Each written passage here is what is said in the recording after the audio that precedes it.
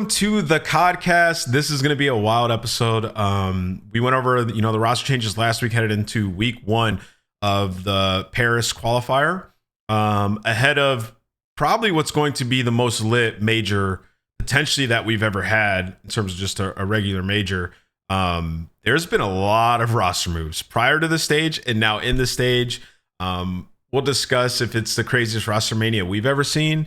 But yesterday was a wild day. So we're just going to kick things off and just open up the can of worms with the Miami Heretics move. It happened earlier in the day yesterday. Miami Heretics have been in a slump. They have not figured out anything on LAN.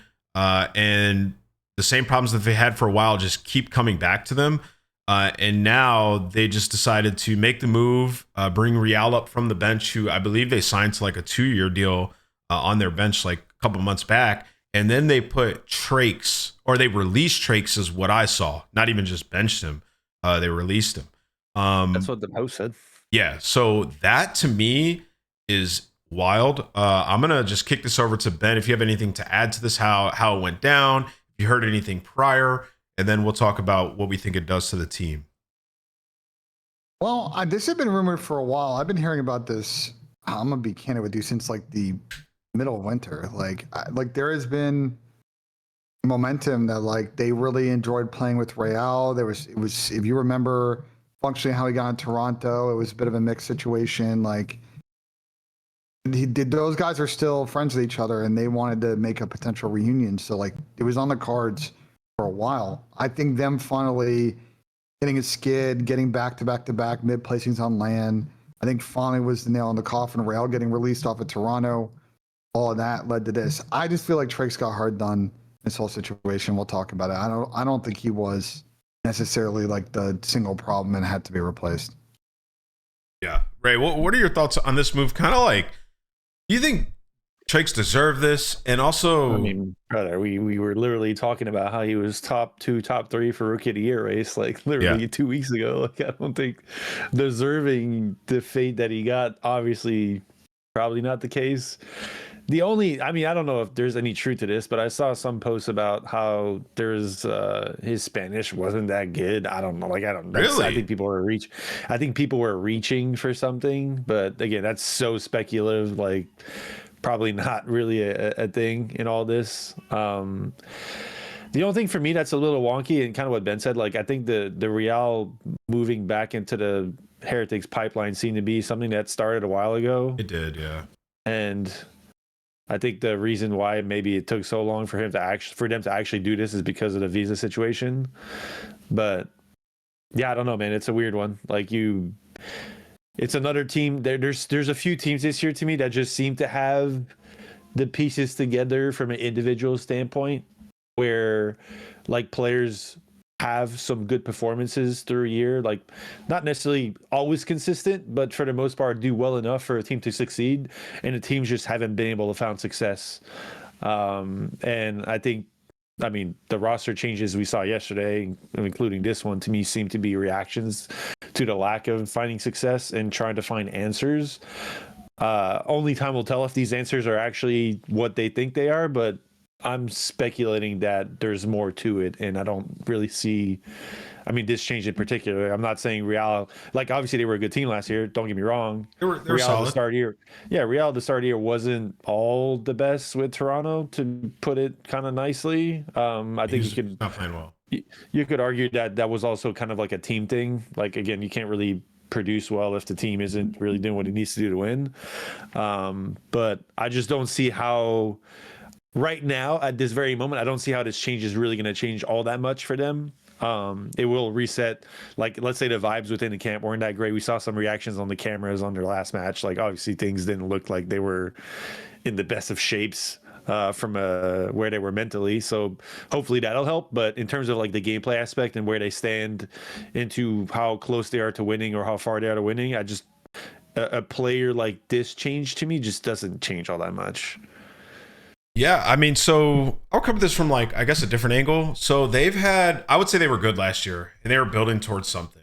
Well, yeah, I mean, at the end of the year, they were solid, bro. Like, they were, I mean, they should have been in the finals against the City of WC. Yeah. So. But that being said, more times often than not, when they got late in tournaments, the same problems that kind of came up this year, we saw last year too. Would you guys agree with that? The same kind of playing for kills, a little bit too so, like those same problems appeared. And so to release the guy that you added this year, who is obviously not from that regime, I think is just wild to kind of go back to that, which could maybe even accentuate those problems. Knowing that Reeal was a guy who liked to play for kills and kind of on his own. You would think they would attack it from a different angle, I guess is my view, and like change, elsewhere and keep Trakes on the team. Because I do think he's done what they've asked for them. He's been good at S&D. He's turned up in some big moments in games to win them maps. So this definitely just feels like as soon as they picked up Reeal, I know you said the visa thing, but it also feels like it was kind of waiting for Trakes to play bad also type of thing. Like, and he was just playing too good that they couldn't make the move. And now, due to a couple of their performances and, him not playing well in this last series, particularly in that S&D on Fringe, they just dropped him for Reeal. I don't like it. I don't think Trakes should have got dropped. I think they should have tried elsewhere. I don't know who. But I think it should have kept him and maybe brought somebody else in for a different player on this team to change the dynamic, because I think the same problems that popped up here popped up last year. And I don't think I would put that on Trakes. I guess what's your take on that, Ray?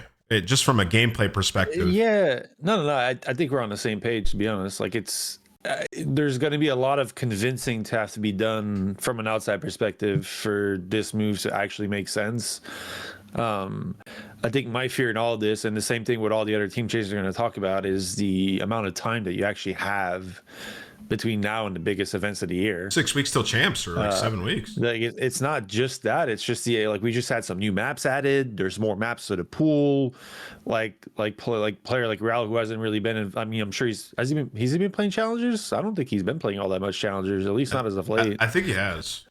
Is he? Okay, my bad then. I can go. But just a consensus of having to kind of get everything going to get a team fluid, like in my opinion, from at least my experiences, it takes time. Like, you need a sense of getting everyone on the same page and catching someone up to whatever you've been doing, or even like improving on based on what you had before is not something that happens overnight. So I don't know. I'm skeptical about the timing of these changes, and I'm also skeptical about some of the changes themselves. I messaged Trakes just out of kind of like, I don't really know him that well, but I figured I could just give him some messages to let him know, like, hey, like, this is just the beginning for you. Like, don't feel like this is a play on you in a sense. Like, kid's been performing, kid seems good. I haven't really heard any bad things about how he is as a teammate and whatnot. So it's like, I think this guy's got a bright future in the league, and he will get another opportunity. And hopefully it's with a team that gives him a chance to show what he's got. So Ben, I agree with Ray. I think there's a couple things going on here. One is, I think if I'm Trakes, this might be a blessing in disguise, because it clearly seems like, and I'll circle back to it, but like, it seems like this camp lives in an alternate reality as the rest of us, and I think Trakes may end up getting into a better situation and kicking his career off from there. Second thing, and Rafi made this point last night in our Mixie Rostermania call that we had, which was a great call. I don't know if anyone who watched this tuned in. It's really odd to me that Trakes got released and not just sold down the line. I guess we're going to see here in a second. It looks like he might be going to the bush, but it's very odd to me that like Heretics didn't just keep him around and then put him on loan and then potentially sell him down the line. I don't really understand the business strategy of what they're doing here, which leads me to point 3, which is like, this camp loves tweeting the smoking emoji gifs and emotes after everybody picks them to lose and they win. They love playing that underdog role, but like, they are not always an underdog now, and they have not excelled in the favor role. They've not excelled at really realizing the later stages of a tournament. They get there and they fumble the bag by playing inefficient COD. To your point, Ray, weeks ago, they, regardless of who's in this lineup now, right? And Trakes is out, Reeal's in. They need to rethink their approach. They need to look at what other top teams are doing. Their approaches are way more efficient and more consistent. Their floors are higher placings, and start to replicate that style a lot more. Because no matter who you have in this lineup, if you're approaching the game the wrong way, your chances of winning are not as high as going about it the other way. If they can't adapt that thinking, then eventually when Renkor's out of here and Super's out of here and Reeal's out of here, the bench of Spanish talent is not that deep. And they may be in the fucking wilderness sooner rather than later with the squad. Yeah, they've always found an answer, right? And to me, this just kind of says, okay, we've exhausted, that the answers outside of this core group. We're gonna run it back. But to me, it's just can they address the problems that they've had for a while and just play good COD because it's in there and it shouldn't just always rely on a ton of kills. Because this is definitely not a move like where you're just like we need more kills. Trakes was getting kills. He's making them. The ideologies and mentalities that they need to change, regardless of who players on the roster are, need to happen for them to have a chance to succeed consistently when it matters the most. Yeah. This is what's annoying to me, and we've talked about this before on previous shows when we've seen him seemingly kind of find a way to turn the page a little bit there, and then just they seem to revert back. Like there's some instincts there that might be hard to break. And again, it's not like every player in the world and every player who's been through these kind of moments. Some players take a couple of years, some players take decades. Like the path at which you start realizing and understanding these things isn't always linear or directly obvious. So I'm actually like, again, all the players on this team are extremely talented and have the individual like skill set to succeed. It's just a matter of finding the ways to get their brains to conduce in a way that's efficient to play the game. And I think, again, I don't think there's a direct path to there's no telling when they'll figure that out. But once they do, I feel like sky's the limit. We talked about this last week, and I said I don't think they're going to figure it out. And they make a roster change because and to me, that's just kind of what it says to me is like, this might even further say like, oh man, we can't play this efficient way. Like we're just running back from last year. Something was working, like throwing shit at a wall. If I'm being honest, that's the vibe that it gives me.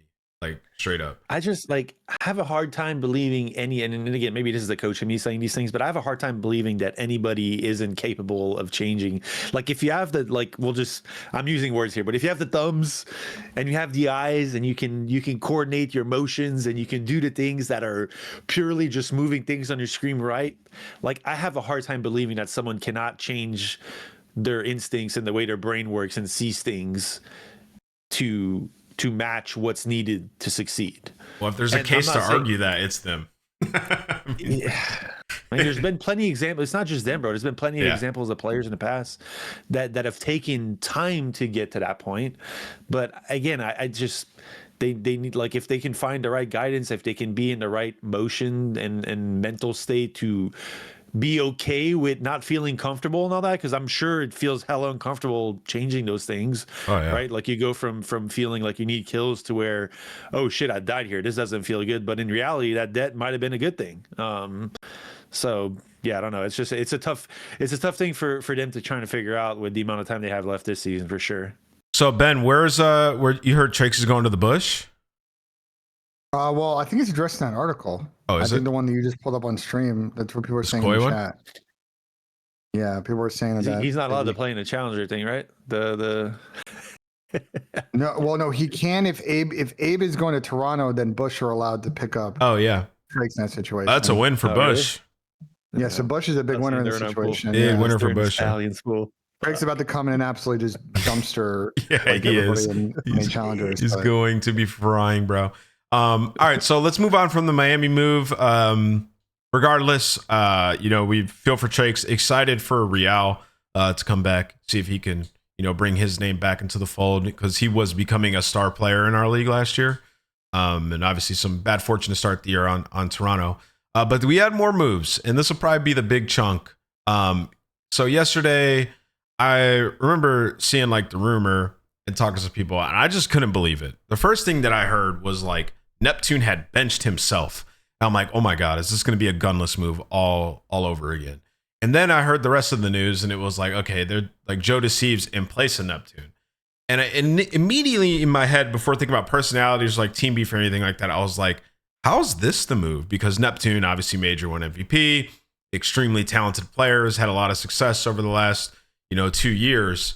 All this stuff starts pouring out on the timeline, which we'll get into. But this is a crazy moment in the CDL history and COD history for two, I would call, top talents and superstar players in our league to be involved in a move. Ben, talk me through the timeline of yesterday for you, and I guess how we got to this, where Joedeceives is going to be on mates for Neptune. Well, it's kind of like, I think there's, if you open up the article, it seems like it all kind of kicked off tomorrow or kicked off yesterday during scrims. This had been kind of leading, I think, for a while though, in two different situations. One was the sort of will they, won't they, Jamie inside thing that's been going on for years, literally for years. Since I think really an artist since Scrap left the team a couple of years ago, like the last, I would say 18 months, the Jamie inside will they, won't they has been very loud everywhere. From my understanding, also internally within the organization too, right? And they've had back-to-back top threes. There's an incident a week ago with an aborted roster change. So there's that, all of that momentum that's going on in the background of this. And Joe obviously also walking after the season. Like you either cash out on Joe or you lose him for free in the offseason. The Gentlemates thing, asking around, we sat on this show. I sat on the flank. I sat on my own stream. I know Sam Octane said it at times. Other people said it at times. I know you said it at times, Dan. The Gentlemates roster, the original one that formed, Envoy, Ghosty, Sib, and Neptune. We're like great talent on this team. Roles make sense. There's speed. There's a good back end in S&D. There's good AR play. But the personalities are large. And will the pieces fit together? Will they trust each other? Will they be a unit and execute? Or will they all want to kill each other very quickly? And we were like, they have to get off to a hot start. It's gonna chalk itself. Yeah. And they got off to a hot start. And they had a great major one, but it has been a slide since then. They have been very much under 500 as a team since they lost to Cloud9 at the beginning of Stage 2. It's been a really significant slide. They have not gotten better at Overload. They've not gotten better at S&D. Individual players have fallen off. And it seems like based on all the drama last night, there is structural disagreements and falling outs between multiple players of the team. So Envoy said a bunch of stuff about Neptune last night. Envoy said a bunch of stuff about Neptune. It seems like this whole team fell apart, and whatever's been going on in the background, it seems like Dan Ghosty is really one of the only survivors. I wonder if Dan and the coaching staff and the owners have been sitting here like, how do we short-term figure this out so that we're a unit and we can actually compete with the big dogs, not just pull up to an event and just expect to get maximum, top 6 at an event. So I think all of that kind of led to the absolute drama we saw yesterday unfold over the course of a couple hours. Yeah, I mean, just an insane moment. And then, it got heated, as you mentioned, Neptune and Envoy going at each other. I didn't realize that there was this much beef on this side.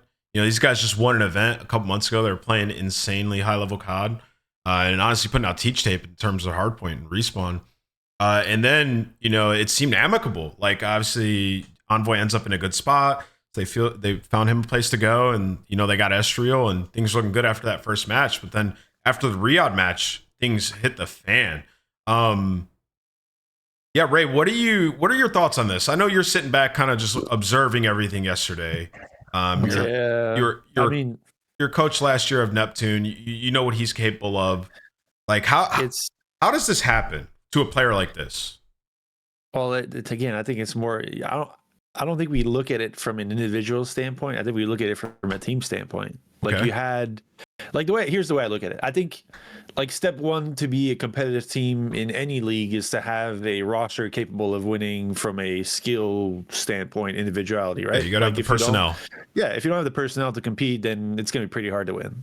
Step two is finding a way to get that personnel, and probably the more important step is to get that personnel to be one and work as one on whatever is required to do to accomplish a victory on anything you're playing, whether it's strategic, whether it's culture, whether it's work ethic, whatever, like all the different facets that go into success of competing, finding a way to get everyone bought into what needs to happen on a daily basis so that you don't run into issues and ways that things can kind of fall apart. And seemingly, I think like they were not able to achieve those things. I mean, again, I'm just reacting to what we're seeing on the outside perspective, right? We don't have the full skid on what happened internally. We can assume and react to whatever tweets and things were said. Like, I think the heat of the moment's probably emotions are always high when things like this happen. So it's just, I think the most annoying thing for me, and I'm sure it's annoying for the people inside as well. Like, bro, they literally won an event. What, 4 months ago now? 5 months ago? Like clearly the actual step one to get the players that you need to win a tournament was there, and then the rest fell apart. it's just, yeah, I don't know. Again, it's hard to tell from an outside perspective.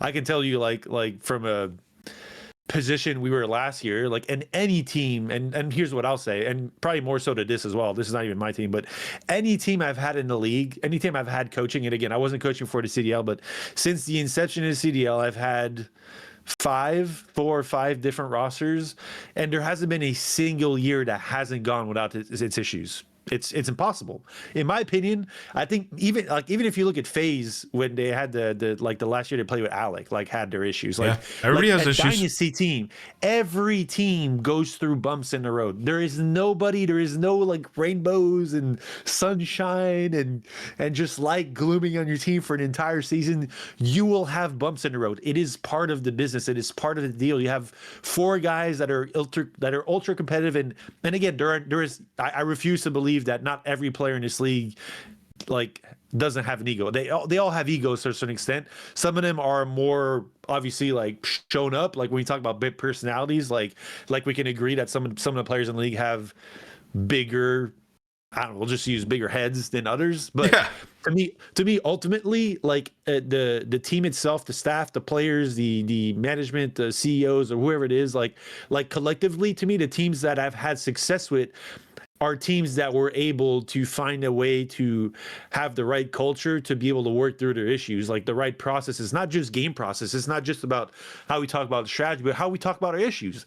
Like it's almost like it's like you almost need like AA meetings, which I had a ton of those like in previous years where you sit down. No, but seriously, you sit down the team and we used to have those. Yeah, bro. Like if something's not right, you don't just let it sit by. You have a conversation. You try and figure out your issues. You get to a place. Tell me what you're really thinking. That's like kind of one of level those. Grounded. And again, it's not easy, right? Like I think I'm not going to disagree with everyone's take in terms of like this team had big personalities, but I think it's to a point where like it's not as easy as teams who don't have the big personalities. But I feel like there's always ways forward to try and maneuver and manage those personalities to be in a place where they're comfortable and they're not, you don't like get things to a place where it's destructive and you. So it's a skill in its own way. There. Like that's the thing that I'm. Let me go quick. So I think that there's my thoughts are just kind of this. I think there's a few things kind of working against Neptune here, right? On one hand, you have a very aggressive organization who wants to win, who is thinking about their future. Joedeceives is obviously an elite player that everybody's going to be after. And they're hosting a massive major coming up that is likely very important for this team going forward, right? Where you can't afford to go out top 8, hell, even top 6. Also, Joe's contract expiring and him even being available, that's working against them. And then Neptune, seemingly not the greatest teammate based on some of the tweets I've seen from him. And then also Envoy, who is a reputable player on record by many others of being the greatest teammate they've ever had, if not, or one of the best, if not the greatest teammate they've ever had. So I think a combo of all those things, if he's not a great teammate, the organization, the spot that they're in, the timing of their event coming up, and Joe on an expiring contract being available, we're just all kind of working against them. And the Gentlemates currently being in a slump. So yeah, I mean, I just think it's for them. It's almost a no-brainer if all those things are. If they actually can't fix their problems, and he's been a problem in their practice. Because to all the things that you just said, Ray, you have to have those AA meetings, this and that. I've had those before. I've been a part of plenty of them. There are players in those meetings sometimes that'll either go silent or they won't absorb everything that you say. I'm not saying he's one of those players because I don't know. I'm not in that camp, but I know that those players do exist. I mean, and based on what I've seen here, then he might live up to that build a bit. I mean, I can tell you we had our issues last year, but like, did things get to this point? Did we not get? I mean, again, we got a bunch of seconds. we did win an event, yes, but did we not have a consistent year? Like again, that's where I struggle with this. Not a bunch of Rambos out there. It just isn't. No, I'm not. And you didn't have a Sib, and you didn't have a Sib on your team. You didn't have a Dan who's extremely vocal. 100%. You didn't. No, I get that. Like if your team was this one, like you have to always look at it from the lens of like, okay, what's the personnel that they have? The personnel they had on this team. And as soon as Envoy's gone, I mean, Estriel's not coming in saying anything. Like, I just can't even imagine what But could have transpired in this call. This is a literally before the year even starts thing you approach. You know these things. You know this is a possibility. You see the molds of players in the team. You've heard the stories of them on previous teams. You can only control so much. This is literally though. before the season even starts. Nah, bro, I disagree with that. Like, there's plenty of, like, you can look at all the professional sports examples of things like you see some lash outs, you see some clashes between players, but at the end of the day, to me, like, if you understand that, like, unless you're blindsided by something, let's say all three guys or the four guys on the team were guys that we had no idea about, and then they come in the league and they happen to be that way. Okay, that's different. But like these guys have been around for a minute, and you kind of know what you're approaching, you're getting into. That's where you need to, like, right from the get-go, you don't even let it get to a point. You approach it and you let the players understand, like, and you find a way to get these processes and the culture that you need to find a way to be consistent and successful. But results matter. Results matter in that, right? So, like, say we get to this point of the season, you just said it. We're 6-7 weeks away from champs, and if those problems are still here, even if you recognize that maybe we can work through these, like the timing isn't exactly on your side. I'm not advocating for where they are now. Like, I like where they are now. They're obviously making the changes they seem necessary to find a way to compete towards the end of the year. I get that. Like, don't get me wrong. Like, I'm more so, like, getting to this point was more where I think, like, it's not great. Like, you didn't like a team. I always struggle with a team winning a major and then finding a way to have, like, not finding, but having the issues that they've had is just tough to watch. Like, it is again from the, like we talked about earlier about step 1, step 2. Like, they had step 1. It's just, it happens though. I mean, on the bench. Is he on the bench, Ray? Do you know? Or Ben? Say that again. Is he on the bench? Yeah, Neptune. Is he benched? I don't think I think that is unclear because shit is still going on real time right now.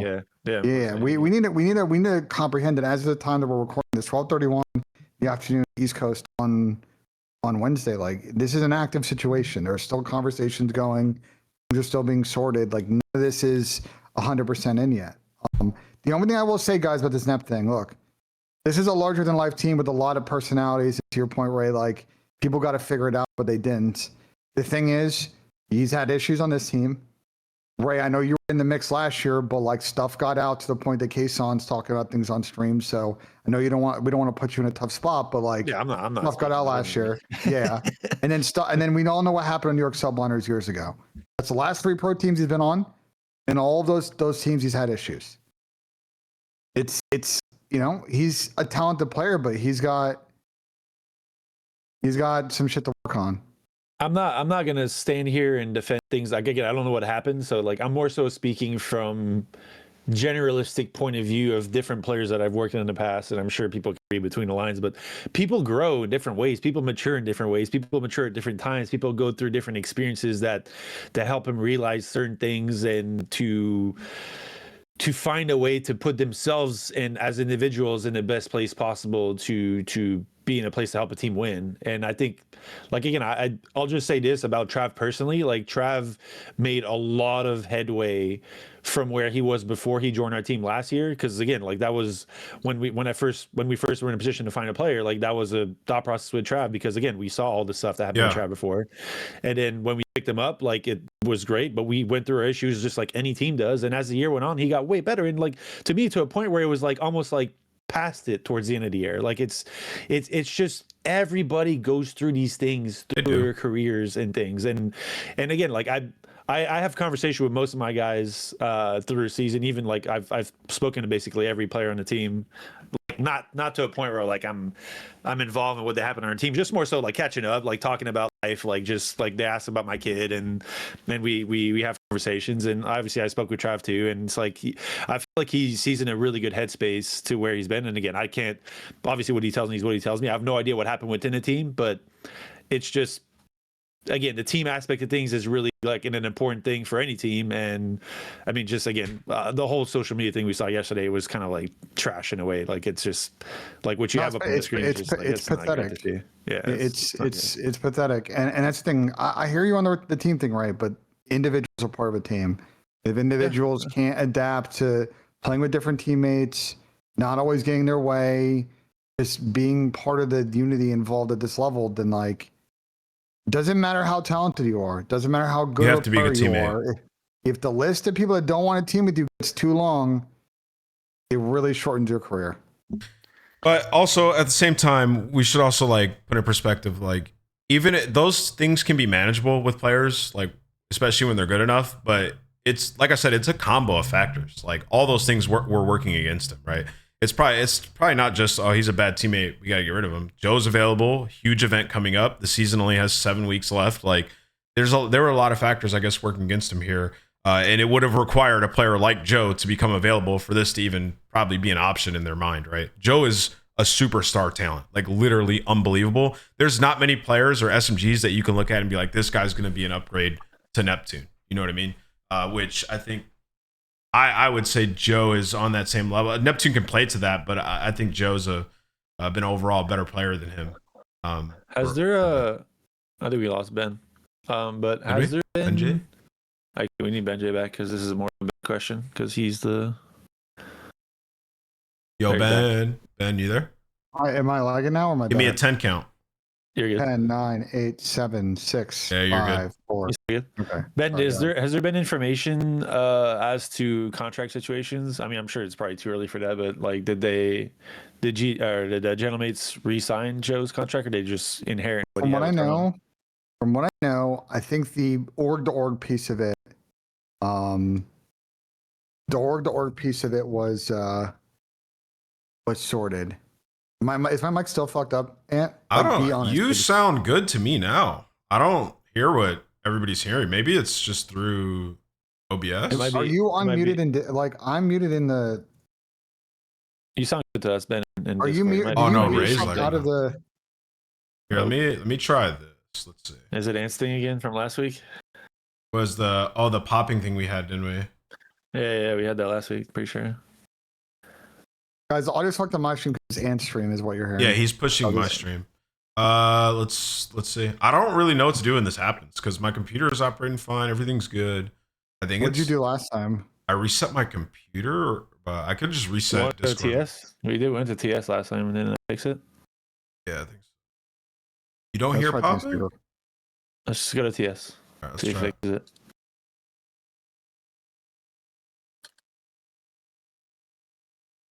Because like my audio is fine.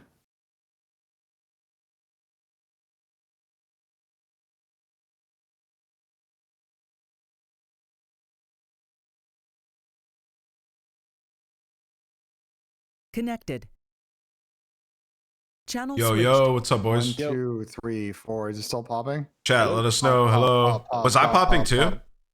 Yo. Hello. We're getting rage baited.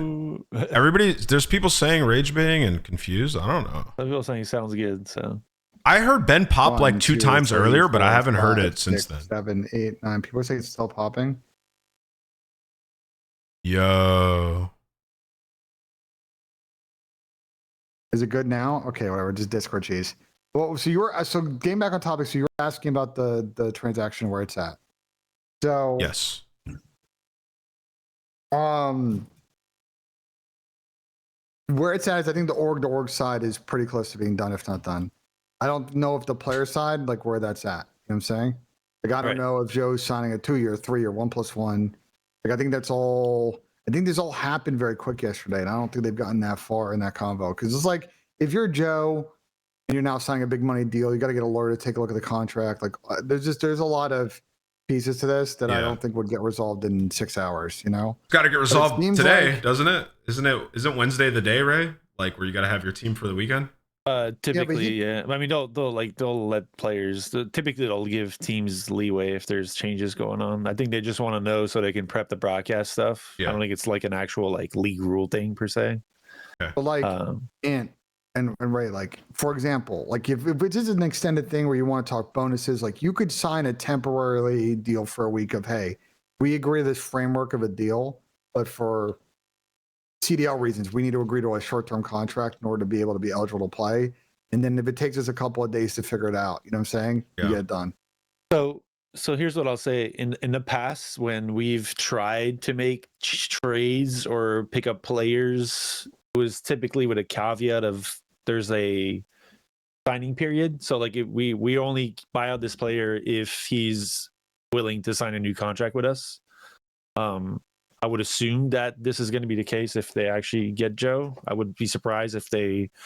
I would assume there's like it's not a trade, right? It sounds like it's just a buyout. Well, if it's a buyout, we don't know for sure, but it sounds like it's just a buyout. Yeah, and because of this article, it says where potential transfer, but obviously we're speculating here. But like, let's say it's a simple buyout, then I would be very, very, very surprised if that isn't a thing where they don't re-sign Joe for keeping him on the year, at least for next year. Because just like you wouldn't do that.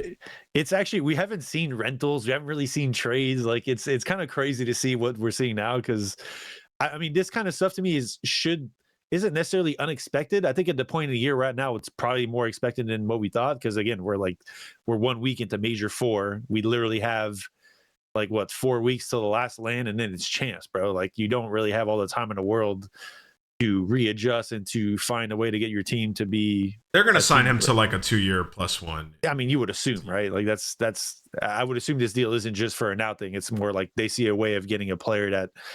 Like especially that's a big number, Ray. 125. If that was the amount that they. I mean, it's compared to what we've had in the past. It's not that big, but given where we are, though, like. Yeah, I feel you. I mean, I'm actually surprised if that's the case. Toronto, because Toronto's typically a team that asks for pretty big numbers. I don't know. Again, like these are all speculations. I'd rather not go too deep on them, but I think there's a sense of obviously. Gentlemates trying to find something for now, but I think for the future also, like if you feel like you have a chance to get players, because everyone's gonna be like Joe in the offseason, if he goes UFA, like everyone's gonna be battling for him. Like, oh yeah, like the war would have been insane for Joe. Like he would have been most sought out player. So if they found a way to get him, like I don't want to say cheese it, but like get him now where he doesn't hit the market like that, like that's kind of like a good move on them. Yeah, I think everybody's commending the Gentlemates for this. Especially it could revitalize their season before the 3 biggest events. But I want to ask you, Ben, where does this leave Toronto? Like what do they do from here?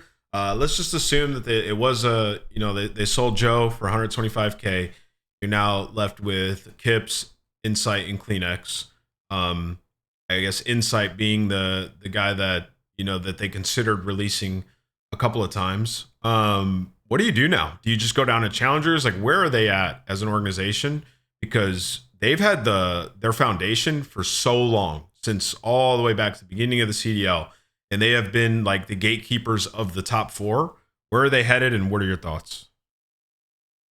Well, they have had since Cold War this Toby Jamie core, and players have come and gone, over the period of that. Ben Bance has come and gone, Cammy's come and gone. Scrap has come and gone, Always come and gone, and they've still been like consistently like decent. You know what I'm saying? But at this point with Joe gone, or it seems to be gone. You go to this offseason considering all the Jamie Insight stuff. Like they might be in a situation where that Kleenex Insight deal is done. Is Kips a part of that, and Kleenex looking for 2 ARs? Might be where they're at. Now, it seems like if I had to make a prediction for Toronto, they may then look at this and be like, well, we're not going to go pick up some veteran ARs. We may go with more like a DK Ethan, saying like some promising young kids and try to go into like more of a rebuild situation.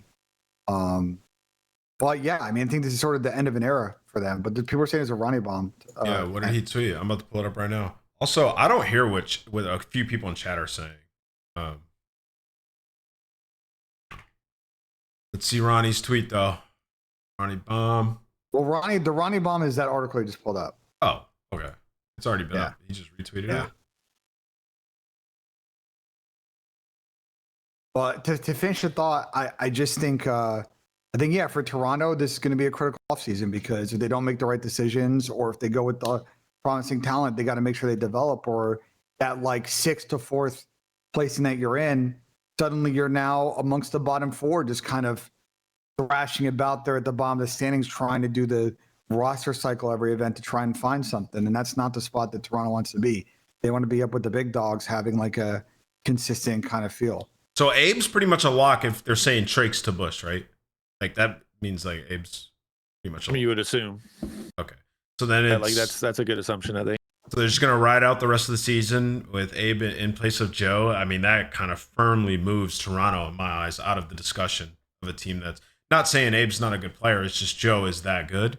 Yeah, that's tough for, I guess, the rest of the players on that team. I mean, you might be playing some uninspired ball at that point, losing your best player, especially for Kipps. You know, he was probably a huge draw and reason he joined this team. And I think Kipps has a ton of potential. And I would assume Kipps is probably on a multi-year deal. Like It would have to be, yeah. Right? You never really sign M's to just, it'd be very surprising if he wasn't. So I guess that puts Toronto not in like the most awful spot because Kipps is a great player, but yeah, losing Joe is not ideal. Yeah, I guess we can keep it pushing past this. Well, I guess the next part is like, how big of a buff do we think this is for the Gentlemates? Before we get off this topic, I'll start it with you, Ray. Bringing in Joe for Nep, like how big of a buff does that actually do for them? Isn't there more than one change happening too? Like I don't think we've talked about it, but I saw the rumor about Kipps, but he has to be on like a multi-year, right? So I don't know if that's real. But I also thought I saw posts. I mean, again, this could be just BS or whatever, and Sib just messing around. But I thought I saw someone saying Sib said on his stream that he was off the team as well. I don't know if that's true. He had to be trolling. I was just playing ranked. Is that just shit? Here's what I think happened, guys. It was happening in real time yesterday. There's a bunch of shit going on, and I think there was at one point. I just think they were literally. You know how this goes, bro. They're on a call at the same time. Toronto and Gentlemates between parties. Players are waiting to hear. People are just saying shit. You know what I'm saying? Right. Yeah, everybody's saying shit. You know how Tommy and that would be a AG and bro, Tommy and AG were sitting in a call yesterday, just throwing bombs out. Yo, AG's the worst. He gets 1-3-0 and he's like, "Yeah, I'm joining in here." AG's just sitting there giggling like, "Oh my god!" He's like ant with development when we were trying to break down. Yeah. To be fair, Riyadh did compromise Gentlemates. 3-0 land, 3-0 online. It's GG's now. So yeah, but potentially, but I think it probably a one move situation at this point. On what's going on. I think Kipps is staying on Toronto. I don't think Dante's going anywhere. Could there be other moves? Sure, but like I think that thread, it seems like this morning is dead at the moment. Could it come back around? Maybe. You know? And I think to your bigger question, Ant, does this make Gentlemates better? I would say yes, but let's not act like Joe's current team, while great at Overload, were a great search team. So, yeah, that's a good point. So like my still question for Gentlemates is SNE wins championships. Reeal, Joedeceives, Sib, and Ghosty. Can they play good enough team ball to battle the thieves, the faces of the optics in the world in S&D when it comes down to the big matches on the weekend at their home tournament in a few weeks? I do think that this team has a ton of upside, and they're probably going to honeymoon. Joe's going to be really excited to be in a new environment. And I just love that sub duo. I think Reeal Joe is going to be an awesome sub duo. I think they both seem like really, really good teammates. And I think Real's game has been trending for a while now. Last stage, I actually didn't realize how good he was. You go look at some of his stats, what he was able to put together over the course of like a month and a half was pretty insane. So yeah, I think Gentlemates could be in a good spot. Just require obviously their search to improve and then Sib to play well. Yeah, it's gonna be interesting. That fourth spot is up for grabs. I feel like Toronto's kind of fallen out of it without Joe, and it's like Riyadh and Gentlemates will be battling for it. Ray, what do you think? Do you think this team gets a lot better? I mean, I just think like we talked about earlier, like step one was never a problem. Step one isn't a problem. It's no different than it was before in that sense. So it's can they figure out step two still? Is that still a problem? Like you said, like when you make changes, it's always the honeymoon phase people talk about. To me, it's more like the refreshing of a locker room in the sense of you have different personalities coming in, you have different mentalities, you have like a reset in how you approach certain things because certain players have different views on certain things. Yep. So the grind aspect of trying to get to a place of competing at a high level is kind of like smoother and funner because it's new. You're more willing to help your teammate too. Yeah, it's just like you got the new guy in the room, right? You don't want to make people feel uncomfortable, so you kind of like you go out of your way to be the best you can be on a nice level, I guess. I don't know the word I was looking for there, but I don't know. Again, it's a matter of like can they get it together in time with the amount of time they have before the big events come. And obviously for them, the major four is bigger to them than probably is to any other team, just because it's their home major and it's setting up to be one of the biggest events in COD history. So pressure's got to be somewhat high there. But I think they can do it. Like I think they're a team that can compete. Again, I don't think even a team they had before, if they could have figured out their issues and kind of hash things out, I still think it was a team that could compete for a championship. So the players they made changes for are, I wouldn't say any way better or any way worse in that sense. I'd say like it's not really a lateral move in a sense, but it's kind of like it's a brand new team. Enough. It's a brand new dynamic. Yeah, of course, but it's close enough from like an individualistic standpoint, right? Like I would put Joe and Nep in the same kind of like tier in the world. Like obviously Nep hasn't played his best recently, but when they're both at their best, you probably put him close enough, if not in the same. And then Estro statistically has played really well this year, where Envoy was probably more the enabler on the team. So the dynamics is a little different there. But yeah, no, it'd be interesting to see how they do. I'm excited, honestly, just to watch how this transpires, because again, this team has the potential again to be in the same way we were talking before, had potential to win championships. So I don't expect that to be any different now. I think Joe's been firmly better than Nep for like 3 months now. But yeah. I like generally like the personnel wasn't an issue. I agree with the overall sentiment. I think this could be big for them. Like that refresh is huge, dude. For like team morale and approach to the game, and you're bringing in, players from different camps who have different ways to play, search and destroy, for example. Like Estriel's team was solid at search to begin the year. Joe's a solid search player. So that, to me, that's the primary thing what Ben said. They can figure out their search. About that. It's a good take. That was a really good take. Like if they could figure out their search, that's still the same question, even with this new team. Then they can do some damage. In that same way you talked about like refreshers, like typically players, like let's say a player like, I don't know, like for Estriel's team, like you said, we're good at search. And then I would argue that Toronto was a very good overload team in the same sense that Gentlemates has been the best. So you bring in players that can bring in some of the mindsets and mentalities that they had on their previous teams to help their team kind of figure it out, which could be a plus for them as well. They're gonna blitz some teams, like straight up, bro. They got a couple of stat stuffers on the team now, where they're just don't they play Toronto at the minor this weekend if they win their first match? If Toronto wins the first match. Correct. So that's the next thing that we're gonna do. We're actually gonna build our minor bracket. Ben, did you get the bracket tool up and running? It is not done yet, but Breaking Point's got one. So if you go to events on Breaking Point. Oh, I'm so sorry. I missed one topic. We gotta. Oh, did you miss a topic? Because it's still working on it right now. All right, perfect. We got one more topic, and then we're doing our bracket for the minor. Riyadh, where do you think they're at, guys? Are they have they cemented themselves in that 4th place spot in the power rankings for you guys? Because I think they have. I think they've earned it. Saud, top 3 sniper in the league. Saud has been, dude. So some context for you guys: they are a top 3 S&D team in the last 60 days. They are. It's pretty sweet. I believe 10 or 11-6. They look like the best sake search team in the game. Their sake looks very good. Their fringe looks good. Saud's been playing really well with the sniper in hand. And for a team that literally looked like they were done after the trials, turn this around is pretty typical. I'll tip that honestly. And their respawn is back to like stage 2 form.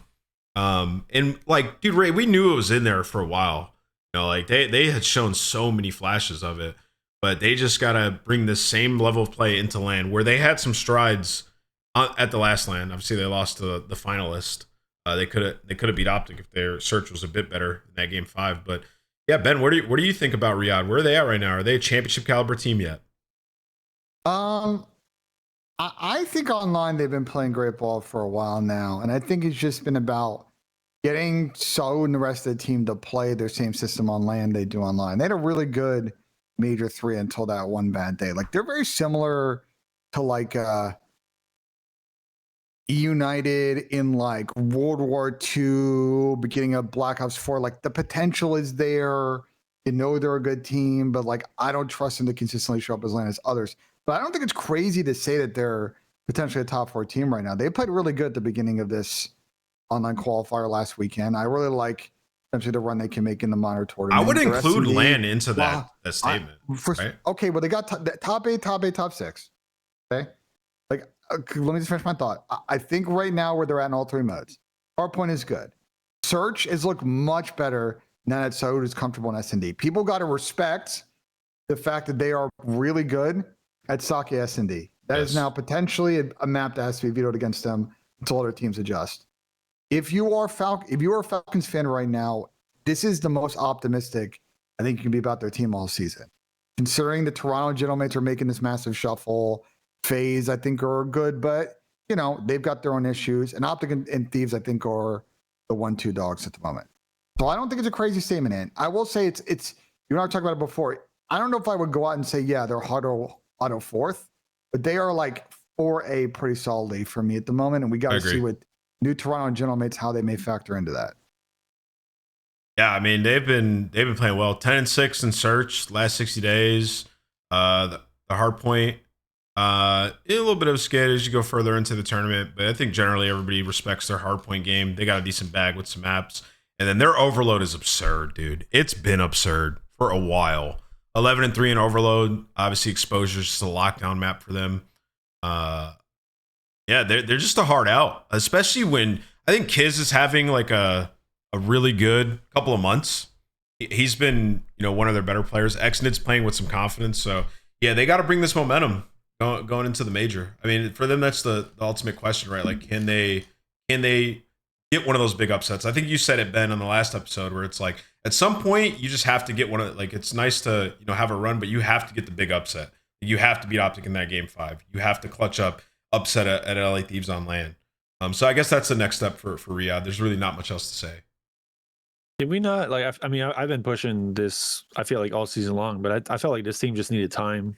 I agree to figure themselves out. Like, it's just, you have so many different players that come from different places. Did a play style adjustment or like a role change from Kiz. You had like Saud, who's still going through like the progress of kind of understanding the intangibles, and you got Clay up there like teaching him the stuff, and then you had Cell coming from the Dynasty team, that same teammates for 5 different years, and Pred, who went through whatever he went through. Like, I think there were so many like moving pieces. There was no real stability on what they had to start with. Like, I felt like they're now finding the way where they're like leveling out in terms of like their path. And now it's just, again, we've talked about the consistency aspect of things, but like now that they've shown some prowess in S&D and found a way to create an avenue where they can get some wins on some of the maps, like this team has a chance, bro. Like, if they can find a way to keep progressing forward and be as consistent as they can be, like there's still a few arrows that's kind of weird, certain maps, certain games, and certain situations, but like overall, like this team can beat the best teams. But they can blitz you because of their overload range. Like, they can just 3-0 you because their respawn, they do have a high ceiling, and now they're winning search, and you see it. It's been slowly happening. Like the FaZe 3-0, Gentlemates, obviously you lose these two, but then I feel like ever since Major 2, the ceiling's been there. It's just the floor has been lower. I feel like they're now finding a way to get that floor to go up. And as long as that floor keeps going up, the consistency aspect keeps raising, and that's when this team becomes scary.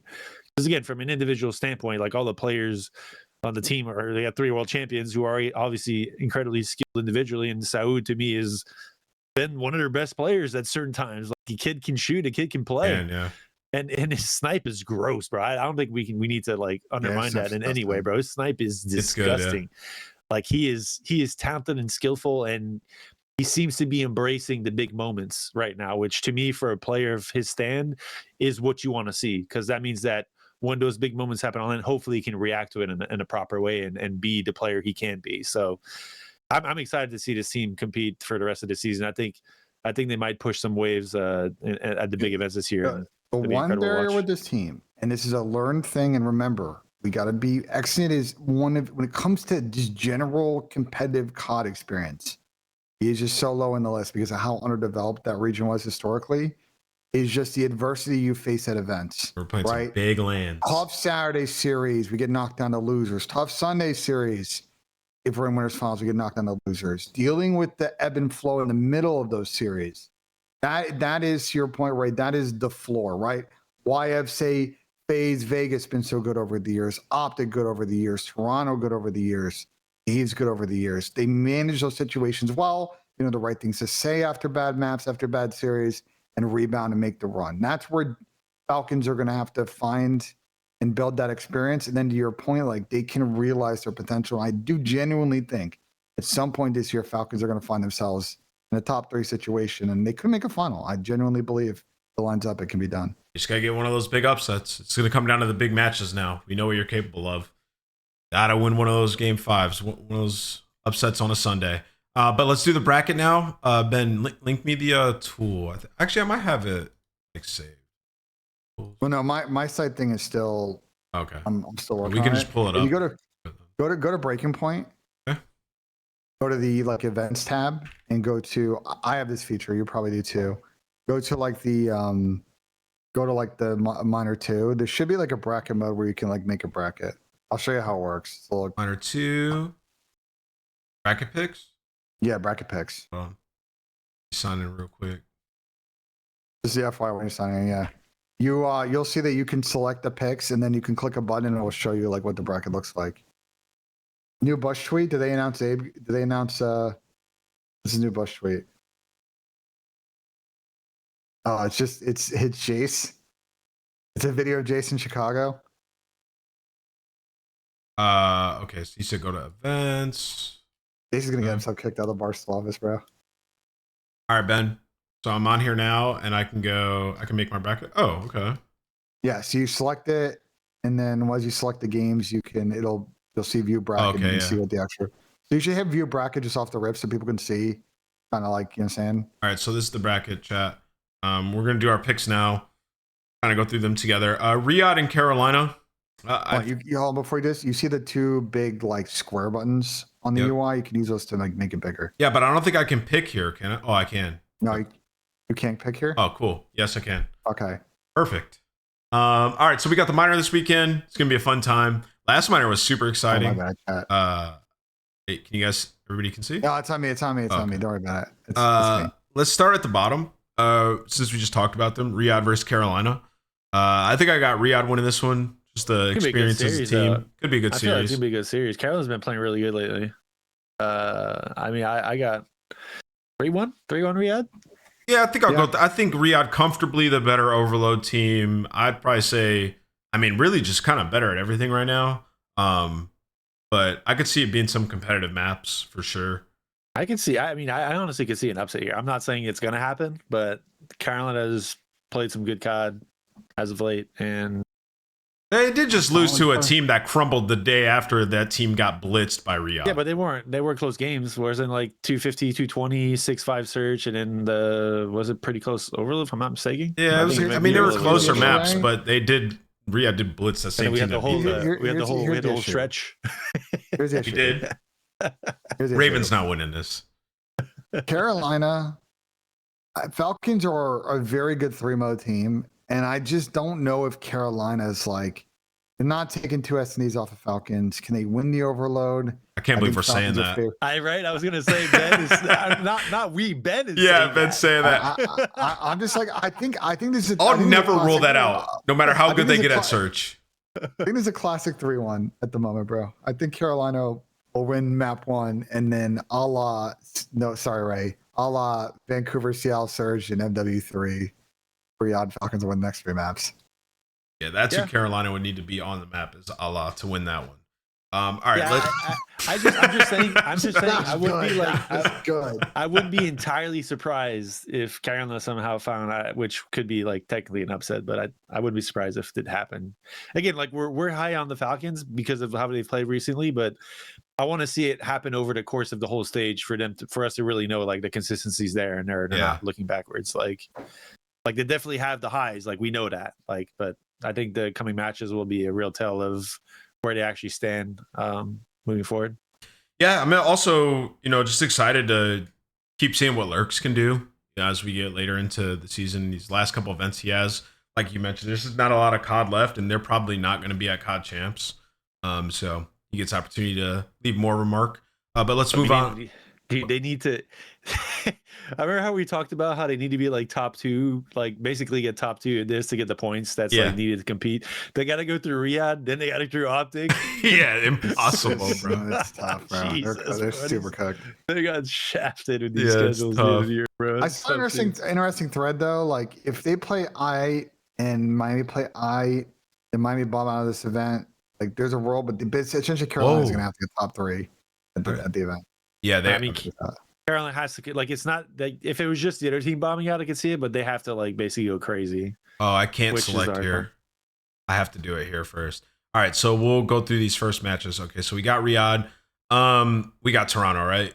I mean, they're gonna have a new team, we but got Toronto. Is it C9? yeah, it's C9. Yeah. They're gonna have a new team. But Yeah. yo, you Webby is solid. He didn't block he's black good, bro. I green. like C9, bro. I like C9, bro. I think- C9 They just scam don't- on the map, right? There's Yes. no, but there's no that's shot, bro. but again, dude, these They guys scam more than anybody, bro. they You have think you- so I'm not disregarding what Yeah. you're saying. I'm just saying like they have so much to learn. Yeah. But I like the progress they have made as of late. I feel I like agree. this team like they're competitive now. They're not like before, you know how like apparently they weren't Yeah. getting scrims from pro teams. Like I feel like now they've shown they're playing solid enough to get scrims from teams because they can compete. There's still fundamentals missing. There's still like lack of this like They make the February mistake still, bro. yeah, Like, but even more now, they make more than that. They make like they make 5 years ago mistakes that you shouldn't be Yes. making. But it's still the idea that there are good moments that they're taking advantage of, and now they're playing through it, and they're getting a way to get these games to be closer and competitive. And if they keep going on the pad, bro, I could like again, I'm not saying they're gonna do anything crazy now, but who knows? Like maybe they come out of pools at EWC if they keep going on this pad somehow. Yeah. And they get a team that can compete with. Like it's just I like the way this team has been looking with Wevy, and holy shit, does Wevy look like Ojani? yeah, he does a lot. Bro. We were in the group. We were like, "What the hell is that? Johnny in the camp? Point blank, the same. They need a team, by the way. Webby needs to put an O in front of his name. He needs to go, "Oh, Webby, Yeah. bro." That'd be Also, that'd be lit. He's got a good shot, dude. Like that guy, he's good. He's got clean POV. He was screaming dead. Like they were getting high, bro. I like the way if things have transpired for them, and I think this is a team that now these players to me will be in a place where they can all hopefully learn the things they need to learn because they'll be competitive in games and they'll go through the situations that actually like you want to be talking about, basically. Dude, Dill, what did Dill just say? don't worry about it. I'm responding to it. I'm responding. These is great thing. Keep going. All right. So we got Miami versus the Vancouver Surge. I think, yeah, Miami just win this. You know, that honeymoon period we talk about. What are your guys' thoughts on this matchup? I feel like Miami, they'll probably just come in and blitz these guys. Not even just about Miami. I think it's more like I actually predicted Vancouver to win. Was it the Boston match last weekend, and they got reverse swept. So. Yeah. And I still think Miami is going to be, even if, let's say, Real doesn't have the best of series coming in for whatever reason, I still think they got enough gun power. I think my fear, after watching Vancouver a little bit, right? Like the fear I had about them kind of being slow and inability to break, I feel like that is going to be a case for them, bro, in hardpoint. Like it's just tough, bro. Like with the personnel they have, like I think they're all good players. Just the makeup of the team is just tough. We got the Lunars rage quit. I feel bad for that guy. Honestly, I still don't know if I can even. I thought I'd be able to evaluate him on this team. I still feel like I can't. He just might need to spend some time back down challengers. But all right, let's keep it pushing. G2 versus Boston. For whatever reason, this team is just playing and looks better with TJ in the lineup. And Hacienda being added back has just unlocked Purge a little bit more. Now, I will say they've had two extremely easy matches, but they're 2-0. And this is the best start of a stage Boston have ever had. Is there a world where this is close at all in your guys' eyes? This is a revenge game. However way you want to put it, Boston versus Nasty, Nasty versus Boston. Ray, what it is. I think it could be type close, bro. Stop. I don't think so. No, I don't think it's close. I think it's G2, 3-0, 3-1. I actually like to be fair, like I think if Skies can play to the best of his abilities, that I know. Oh he can, my bro. god. Bro, this team can actually push some waves. Like they have the build up to be a competitive team for the rest of the year, bro. Microphone. We get a W Crest in the chat for the 20 dude. gifted. I know maybe it's a stretch, but like Thank you, Bayern Crest. Major would be Microphone actually activated. crazy if all four of my guys from last year wanted to bet That this would year. be insane. But I will say their match was kind of close, bro. You think this match? Yeah. Yeah. No, not early, really. like- it was just this map one. This map one was about close. versus C9. Yeah, no. I thought for some reason the map one is making me think it was closer, but they get blitz in the overload, and the map one, like that shit, they outplayed them. Map one first match back, like come Also on, a new guys. team, bro. Like again, these. Oh, C9's a new team. But it's first, bro. It's first map back after weeks. Like you guys Wait, listen, know, like, I the think they'll be. communication might not be on point. Like there's a Yeah. lot of things that we're not doing in that first map. Thank that we you, gotta Austin. lock back in. And I think G2 will be good. But I just wouldn't be surprised if this is like sneaky a game 5 series out of nowhere. I actually wouldn't. I just Boston's one of those teams where it's just like they're like a. I'm not saying they're a dead team, but they're just kind of like a You're such a weird part just because they can't make champs. Like That what makes is them motivating dangerous, us though. In a moment like if this. they're motivated, if the question is, I'm saying if they're motivated. Because if they're not motivated, they get walked. If they're How would motivated, they then yeah, not be, maybe. though, They're bro? motivated, Like, bro. That's You why have I'm. nothing. I know. You have nothing else It's to not do the but to question, prove though, why your I spot hear is you. worth it next year. I hear you. That's then my response to that is like we should be able to find motivation because we're playing for our futures here as a team and individuals. But I do think on paper though G2 are better than them. Yeah, on paper they're for sure better than them. But I'm just saying I got G2 winning with you guys. I just wanted to say I could see it sneakily going to like. Yeah, you never know. 5. Again, you never know. Like, Yeah, Boston played solid against their teams they played with last week. Right? they Like, it wasn't- deserve this, Ray. They had the hardest split ever last split. They played all the top teams. They deserve Vancouver and C9 off the rip. And also, that being said, Boston just need to win one more match, and they're in the winners bracket in Paris, which would be insane. That would be kind of crazy, low key. Which would be an argument you could use for why we can't have 5 Yeah, match but split. this doesn't count for that. That's I know. like obviously next week. So I was just talking about them 2-0 start. yeah. Yeah. Do we know who they play next? Do they have another like quote unquote easy match? Yeah, let's go look because if they are in winners, I'm that's curious. That would gonna- break some shit. Yeah, it would. Let's see. Who's Boston. dropping in the losers? Wait, where am I? Call. Because Carolina's got a hard stage, so they're probably dropping losers. You got Oh Cena giving shit! losers. They got Koi. They got this new Koi with no Yeah, Joe. With Thieves, Koi, and it's just really They tough. lose this. I mean, you just got to upset this new Koi with no Joe. That's might be winnable. Yeah, let's not get our hopes. Hopefully 2 wins is enough. Yeah. Well, let's win some You never maps, know. Boston. You just can't get 3-0'd. You never know. All right, so Right? let's That's fair. Yeah, That's a good shout. let's keep it going. Shout out to Marshall for the 5 gifted and WinJs. All right, Gentlemates versus Koi. I mean, shout out the script writers. I really need Koi to beat C9 in order for this match to fucking happen, please. They will. And I fear Joe just blitzes Insight. I think,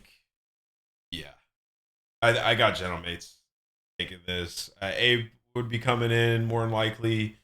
If it's the It's same, kind of crazy. let's We say have no idea what the Toronto roster buildup. Yeah, will this is a be hard- exactly though. Like who knows? Maybe like what if Nep ends up on Toronto? I don't know, bro. Like, then I would be so. This might be my most hype online match ever. If Nep ends up on might be, yeah. Toronto, it would be holy fuck. literally. Yeah, this would be the most lit online game ever that wasn't a championship. I mean, it's tough to predict this to your point, right? Because we don't know the rosters. I will say, like, I just think Gentlemates, regardless of what Toronto put together, I think Gentlemates is better than them on paper. And if that's really all we have to go on, Well, unless it's a pissed off Nep. Let's say it's Nep, Kips, Kleenex, and Insight. yeah. But here's the problem: is like Well, then it's I don't know. That's a it pretty comes good down match. to no. Because here's how I look at it. Neither team was playing that hard point is hard to predict. But like S&D, I look at both teams on paper, and like I would think that Kleenex and Insight, Kips and Nep should be better at search, but like they collectively as a team have not, individually have not. And I think the Gentlemates team may be more invigorated to figure it out. What I'm concerned about in this matchup is like, bro, Toby never tweets, and he was tweeting some real emotional shit yesterday. Jamie already is That like, broke my heart to be honest. See what I know, and about to like be Jamie's locked. already like has been signaling even since Major 2 where he's at mentally. Like, I'm just worried that the two teams heading in opposite directions. Like, so that's why for me I picked Gentlemates in this Nah, series. bro, those guys are pros, bro. Insight and Toby, like, it might be the day of, but like when the dust settles and they're set with like whatever their team is with these final couple events, whether they can win or not, they're gonna put their best foot forward and still try. Like those guys are pros, dude. I agree. So the concern you have is valid, I guess, based on he just never tweets before, but I'm sure I don't know if you've talked to Toby or Insight or Jamie before, Ben. Those guys they're gonna grind regardless of what happens. Consummate professionals. So I'm not concerned for them in terms of their approach to the game. But yeah, I got Gentlemates taking this one. So we can I think we all agree, right? Yeah. All right. So Thieves versus G2 in round 2. Thieves are on a heater, bro. I'm never gonna bet against Thieves after winning an event. Yeah, they're a heater, bro. We got them. Optic Riyadh. This went to game 5 on LAN. Yeah, good one, bro. This is a banger, bro. I mean, the reason that this is a banger is just because of the strong suits of both teams, and just the Riyadh's overload gives them a chance in the series against Optic. Like they can beat them in overload just because their overload's so good. I didn't realize, but last stage as a whole, Optic was like 50-50 in overloads. I asked them about it in the interview. Which was really surprising. Yeah, it was surprising, honestly. I didn't realize that while I was watching it, because again, they were so good at it earlier this year. It kind of like flew over my head a little bit. Well, people started to play for Shotzi. Mercules' overload took a really big dip in that particular split. And yeah, so for them, that's the, I guess, the advantage Riyadh would have in this series. And then you just got to win your hardpoint map pick. And with that upgraded search, you got to steal an S&D. What's Falcon's fallbacks if Sake is not a, like, let's say Optic veto Sake? What's their fallback in search? Fringe, they're very good at. I don't remember seeing Optic playing that all that much either. So, well, I don't think Optic gridlock. Optic have, and we roasted him for just running through. Yeah, he just at one point, like runs through 10, flies out, gets cooked, and then gridlock. I believe Optic don't love either. Well, I think, so I think Falcons have been done. You would think, right? Yeah, probably. Likely, yeah. So gritty. I think you had some. Yeah, it's gonna be a banger, dog. That could be a really good series. Yeah, I agree. I think Optic may just. I mean, it's hard to just pick against the teams that, especially Optic, bro. They've been the most consistent, better team all year. So what's Optic's last online loss? This is gonna sound crazy. The minor. If you're Optic, like, you want to win this minor, obviously, but like, you also want to get good match practice. Like, you know, do you go in here like, we're not hard banning Sake S&D and we'll square with these guys and get those reps? Like, what do you think?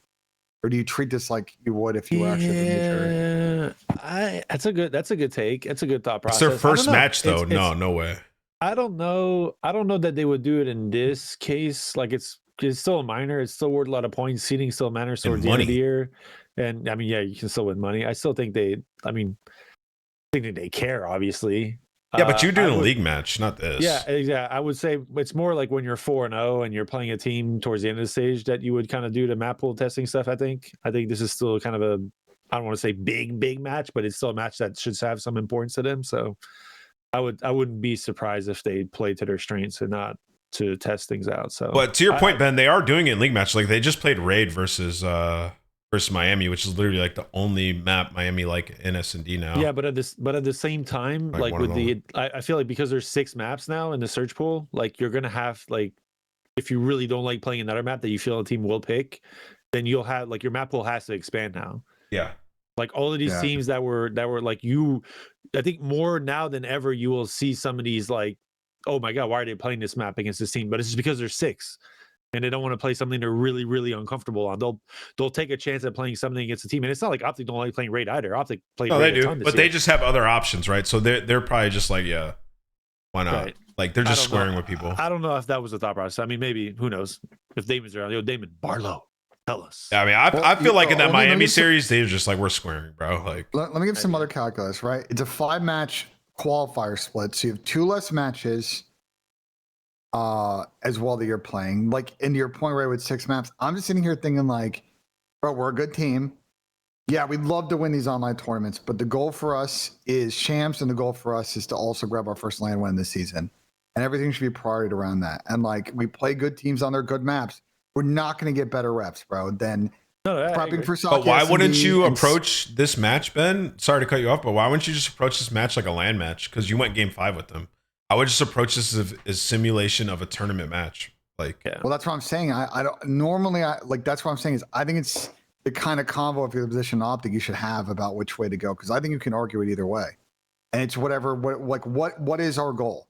Or is our goal that we need to get the best reps possible in the best situations so that we have that going to the LAN, or are we trying to just play out the series like we would on LAN, missing out on those reps? Like, only that team can answer.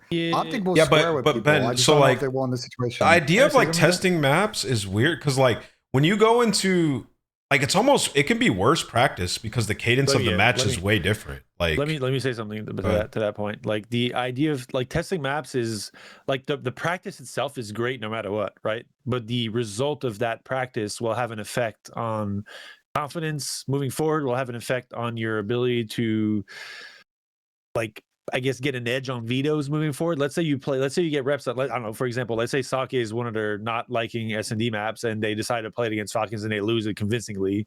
And then moving forward, that's the map they're like not really comfortable thinking about playing. Again, this is all hypothetical, right? But Yeah. and then you get to a major and now you're in a place where Sake could have been a question mark where they hadn't played it and you kept everything kind of hidden.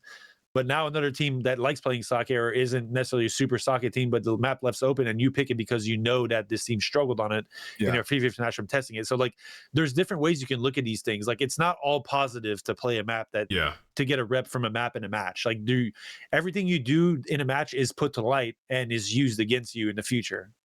So if they go and play and beat Riyadh on it, then that's a huge buff.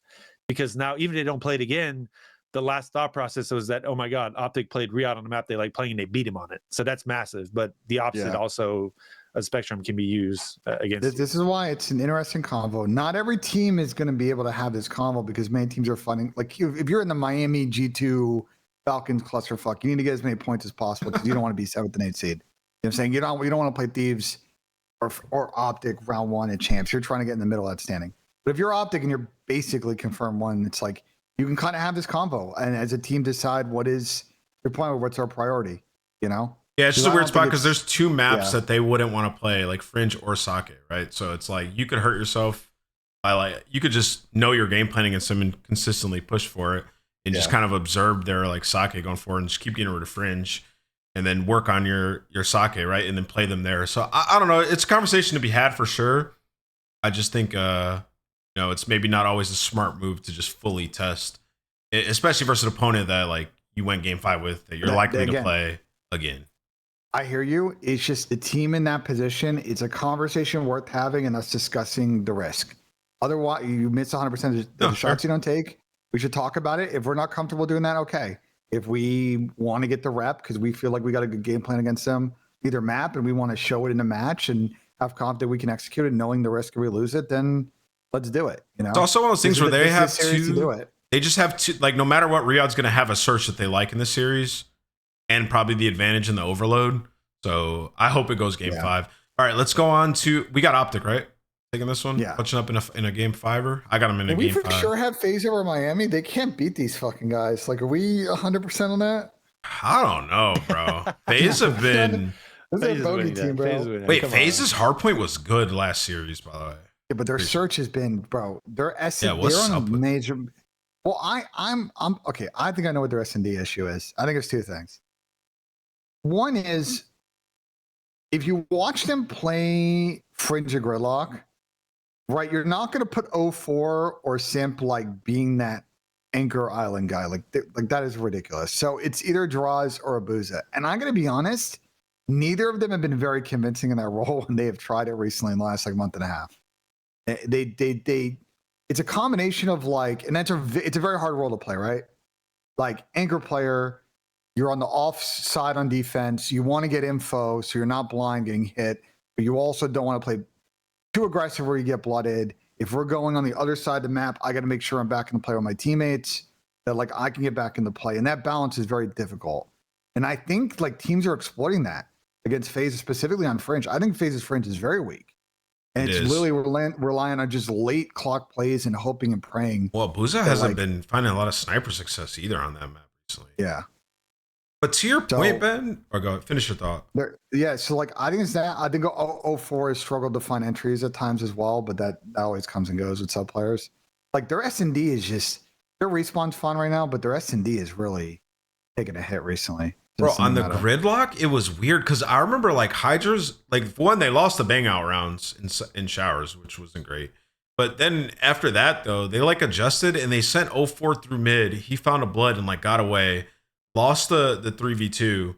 And then from there, they just like stopped taking the risks on that map. And I feel like you kind of have to take risks on Gridlock. And Hydra is just exploiting it. I don't know. It's just uncharacteristic from FaZe. I don't think this is gonna last.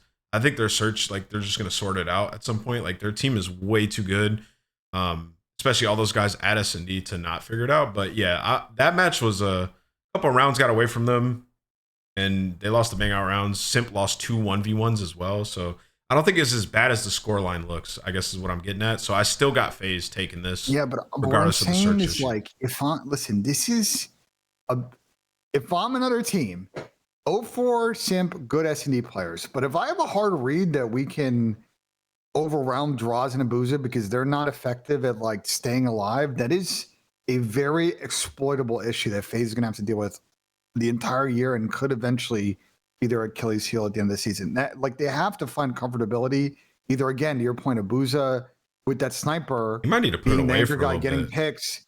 I know, but it can be a massive liability for the team if they can't figure out how to either disguise it or that player just feel more comfortable in that role. What have you seen in their search, Ray? Because I do feel like it's just been a couple rounds that are just like getting away from them, and I don't think it's been overall like bad process. It's That's like, my sentiment. Yeah. I think we're reaching. yeah, I don't think I it's don't. bad. I don't think I'm reaching. I'm seeing teams just look at the Fringe Bowl on FaZe that like. Well, the Fringe hasn't know, been good. the- I agree with that. It's a I know map. because You're the way talking- that you're Fringe literally play. you've been talking about one map for the last 10 minutes. No. I'm sorry, but their Fringe is an easy fucking read, bro. I'm telling you. Listen, I'm gonna run their. Okay, Fringe one right map, now. Ben. Switch up to another map. Tell me what other Yeah, maps are easy. well, okay. Gridlock is very similar to Fringe, and their mid-round calls have not been great. Their retakes have not been great, and they run down the clock. And again, it's Well, like they're like losing I think they 1v1s and struggle in like, those situations. like letting a guy sneak through. It's happened a few times. Yeah. I don't think it's overall that bad. I 100% agree with the Fringe. They got to figure out their Fringe because it keeps landing in these series. Why is it landing in a lot of these series? Let me pull this up. Well, I think that listen. I think that the fix for phase one is they should be pretty good at Sake, bro. Sake is all about taking mid-map aggression off the rip. This team is very good with pre-nades and strats and how to just take early map control. I think Sake is the type of map that they should be able to figure out and be effective on. So you just got to start playing that, and that opens up not having to play as much. Their Den is good. I think what happened is they lost confidence on Den after the event.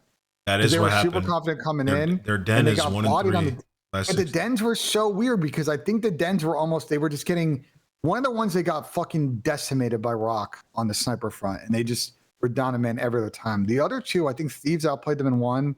I don't remember the other loss. So that's how they're ending up on Fringe a lot, just because they couldn't then lean on the fucking den pick after a while. Well, they stopped playing it. They just played it again versus the Thieves. But yeah, the Den was getting away from them a bit, which was hurting them. That Thieves one was at the event, though. That was the last match of the event. I'm talking about this Fringe that they just played. I'm saying like they hadn't played yeah. a Fringe at least since day one of the event. But yeah, the Den kind of fell off for them. Yeah, I think it's finding success on Sake and then just working. And I think Gridlock's a good map for them. Just plugging away at the map pool and trying to get in the back end of their And S&D. Hasi If they too. find comfortability with their ARs, it'll be fine. They'll figure it out. They always Yeah, do. They'll figure it out. I think they'll be okay, but I think They it'll be just okay gotta for this grow. match too. I got FaZe. You guys got Listen, FaZe?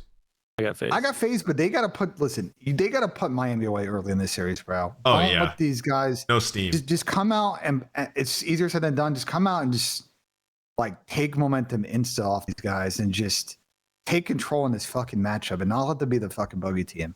Because you let them win map one and they're like, these guys just break when they play us. Super so starts overly hitting confident. the impossibles in map 2 once he's up 1-0. Yeah, you gotta. Yeah, you gotta take care of this early, bro. I would say it's a better indicator of like FaZe being on point that their hard point looked as good as it did in the last series. I think that's a really good sign for FaZe. Because both I think hard point was about 50-50 and S&D 50-50 in the last stage. So they can start up in these series, especially on land. Yeah, they're gonna be 3-0 teams. All right, so FaZe versus Thieves. This just went game 5. And yeah, the HPs FaZe were clean. Lost 2 of the S&Ds. Like I said, a lot of those rounds were just finicky. Some 1v1s lost, letting a player get through. I think FaZe can win this. I think this is about as 50-50 as it gets. No, I think Thieves' S&D is too good, and I think that's the difference in the series. I'm down to flip a coin. Yeah, I'm flipping a coin, bro. All right, FaZe Flip a are coin. heads. All right, flip a coin. I'm surprised you guys really don't think that Thieves They should are- win this. I know. I think they're both great teams. Thieves has Heads definitely or been tails? on a hot streak recently, but I think It's tails. It's thieves. You think of it objectively, I think both teams have a chance to beat each other. I don't think there's a big enough difference to really say like this team's always going to win. Like I know, but if we tie break it with like a map 5, I think right now you take thieves. Yeah, I mean, that's usually how I do it. I think it's close though. Every time, but they played 5 times this year and 4 of them gone to game 5. That's what I'm saying. Like, how the hell are you supposed to predict a specific team if literally goes down the distance every time? So you pick the better S&D. This is what I do predictions. Right. Any team how do you think that I am major 2 predictions at breaking point? Because I break these tiebreakers but picking the better search team. It's a flawless system and strategy that always works. Absolutely. All right, so here we go. What this was all done for, the Gentlemates have buffed up their roster. What Joe has had an inability to do on the Toronto Koi for 3 months or this whole season is to take down the lads out there in Frisco. Who is going to win this match? This new Gentlemates or the Optic Texas? Who do we have here? And let's just remember, assuming the Gentlemates get to this point, full of momentum, full of steam, Joe had just taken down Toronto. Optic have just taken down Riyadh. Let's start with you, Ray. How would you see this match transpiring? So here's the way I see. Whenever 2 top teams play each other, especially with the talent level of the players, it's typically comes down to the small things that will be difference makers. And a team that's had, I mean, how long they've been together now? 10 months, 12 months, almost 12 months and to compare it to a team that's going to be put together the week of, I would strongly err on Optic being able to win this, just because of the aspect of their togetherness, more playing as one. I know, like Damon, I can't remember where I was talking with Damon about this, but they've been working on their overload recently because I think they're obviously they're self-aware of some of the stuff that's been going on, and I think how teams are reacting and adapting to how they play. So I think they're in a process now of bettering themselves, which I feel like, I mean, still, like we talked about how good this team was across all modes. Like overload's probably been their weakest, and it's 50-50 recently. If they can figure themselves out there, I still think this team is the best team right now. So I have Optic winning. Yeah, I think I'd probably take Optic in this. Purely from a team, just again, team play aspect of things. Like they're, from a skill standpoint, you could argue either team. Like obviously both teams are stacked, especially with Joe coming in. I mean, they were stacked. Both teams are stacked before Joe, anyways. But just again, team aspect of things, I got Optic. Taking that one. I agree. Ben, you? Yeah, just because there's only so much. I mean, bro, the Gentlemates team probably potentially scrimming for the first time today, unless. I mean, I assume Joe's going to be flying down to Texas. Yeah, that's what I'm saying. Like, it's not a lot. They're not going to get a lot of practice for this weekend. So first off, don't be surprised they lose earlier in this tournament just on bad cheese. I was just looking at Optic stuff. The overload actually has, it's been bad. Like, not bad, but like. It's not that they're up to their standards. They were like them and Falcons. Like we remember talking Major 2. Like they were the 2 teams that were like far and ahead everyone else. And well, I guess Toronto was there too in that pack. But yeah, it has not been up to their standards. And we saw like the whole. I mean, we went over this I think in one of our shows, but how Thieves exposed the routes that Optic were taking to make those routes kind of almost useless.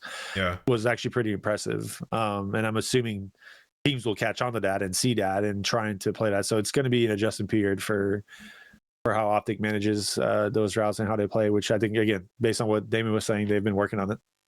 An upset here, Ben. It's an easy fix. Like they just play a bit more, know your macros, and we want to play a bit more straight up. We got the gunny and we win those team fights, and we can then have our space to take the routes. If everything was that easy, Ben, then everyone would be good at COD. Yeah, let's just play more straight up. I mean, yeah, but that's like, I know, but like that's kind of easy fix. It's just let's try and find. Yeah, I know, but like I'm saying, like let's try to reduce the amount of 3v4 opportunities. We 4v4, we go in, we got the talent. We'll have a better shot than taking one guy out of the play. You know, in situations where we need to have reinforcements and layers and set a good defense. All right, yeah. Well, let's watch this minor. We'll reevaluate their overall. But all right, we got Optic. Let's move on. Optic versus LAT. Damn, we really do have the lamest final, huh? But what upsets you want to pick in here? I don't know. I was just thinking, like, it's so difficult. But yeah, I guess we can go. Yeah. I mean, I think I'll tell you if we want to pick a realistic upset in here, it's Falcons over Optic. Yeah, that'd be the upset, but it's so hard. It's such a hard win. It's such a hard one to pick. Yeah, Yeah, it's hard one to pick. But I'll say, don't be surprised if Falcons just. They've already beaten Optic online this year, so it's not like an impossible task. You know what I'm saying? All right, Optic Thieves. Are Optic gonna win, dude? I'm cool with flipping the coin again. Yeah, I'm down to flip a coin on this one. Actually, bro. All right, Optic like or heads? coin, Heads or tails? Oh, it's heads. Optic finally get a dub. So get it. Save our bracket. Here we go. Do we pick a single upset, bro? Are we? This is hard. Like, what upsets do we want to? Like, do we think like Vancouver over Miami? Like, I just don't think there's gonna be a major upset. I'm telling you, the two upsets are either Falcons over Optic or Miami over FaZe. Outside of that, I think it's like very chalky. Is there a world where G2 has a chance against Thieves? I mean, I know Thieves is playing incredible recently. Don't get me wrong. If Thieves play B- COD, yeah. I'm just saying, like, nah, bro. Like, again, I know. I'm reaching here. I'm reaching. Like, don't get me wrong. Like, I'm not. I mean, I feel like a Boston upsetting G2 is more likely than G2 upsetting Thieves. Is that crazy? Really? Okay. I mean, it's not an improbable take. Boston's on a heater recently, so. Yeah, I feel like that could be it. I mean, we just don't know where this G2 team's gonna be at, and they have two players that can be prone to the bad game individually. So it's definitely possible. Although I do think they'll just win. All right, scroll up and do view bracket and then make it full screen just so people, This is our bracket, fellas. People see I really hope for some upsets though. Like, I just hope for some good games, bro. I want some high level. I feel like we've had some good COD recently. Some high level games. I just want to see that for the remainder of the year. And I'm a little, like we talked about in the previous show, I'm a little fearful of some of the new maps maybe taking some of that away a little bit. But seeing, dude, there's nothing more fun than watching close games. Oh yeah. Like this is the first year in a while where I've actually haven't been involved and I've watched more religiously than other years. Like, not saying that I don't watch, but I'm more focused on my team, obviously. Yeah, but you're watching everybody now a lot. But now I'm like watching, exactly. I'm not watching everyone, and like just seeing close games fought out, seeing all the decision making, the nuances between certain things, and it's just so much fun to watch. COD, it really is. Like, welcome to my world. Watching blowouts is not fun. So Gentlemates Koi, dude, if that goes game 5, please, just somehow, some way, brother, that would be so incredible. All right, we got time for go back to Discord. Hopefully it's not popping. We got time for a couple call-ins. I got a slide here in like 15 minutes, but we can power through some. All right, everybody move back over to Discord. Heard.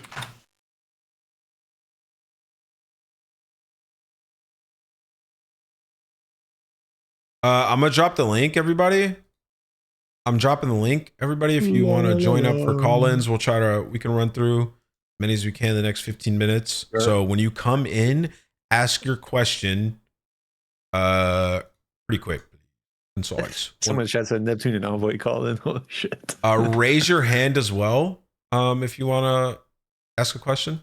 And we'll bring in Mr. Frankie, the legend.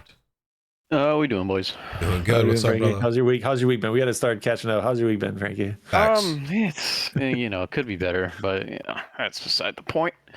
All right. What an incredibly strange day we had yesterday. Great day for all of us. Yeah. I think we could argue the semantics that it was possibly the weirdest mid-season Rostermania that don't even say mid-season, late season. Yeah, late. Yeah. We're literally. I said mid yesterday. 3 weeks away from the end of the year, brother. I mean, I don't even know what question to ask at this point. There's so many. Oh my god, you guys have so many questions. Pick one. Oh wow. Yeah, there's so many people. Okay, I'm gonna. The biggest one. Frankie. I'll go with the less speculative one. Copy. The less speculative one. Okay. Gentlemates this season, they come in as a brand new roster, right? A lot of them have never played together before. They win Major 1, and then they go on to have this massive slide like you guys talked about earlier in the show. Can you guys recall a single time in COD history where that's happened? Where a team is dominant, they win an event, and during the season, not in the off season, during the season, that new team just completely falls apart and they have to make a new team in the middle of the season? Because has this happened Yes. before? I'm Yes. sure it's happened. There's so many Yes. teams, When? bro. There's a very easy example. Which one? DK, World War II, one of the first two events. Oh yeah, yep. There it is. That's the Oh, And answer. it fell apart, right. and then Did they make they team had changes? Pharaoh and Nub on the team, and like they played better at the end of the That's year. right. Like it get out for them, but That's the team blew up in the middle of the year. Abolish from Okay. BENJ there. Thank you. BENJ. Yeah, that's good bone knowledge. What a I'll tip pull. that. So okay, this isn't completely unprecedented then, but I guess to just touch, and I'll just leave you guys with this thought. I'm gonna find it incredibly strange if a top player like Neptune or Sib, who's rumored to be dropped. Obviously, there's so much that we don't know at this point. I'm gonna find it incredibly strange and disappointing if a top player like Neptune, Sib, whoever it may be, doesn't end up on a roster and they end up like Black Ops 6 Hook at the beginning of the year, where they're just harpooning people in challengers. There's no way Nep's in obvious. challengers, bro.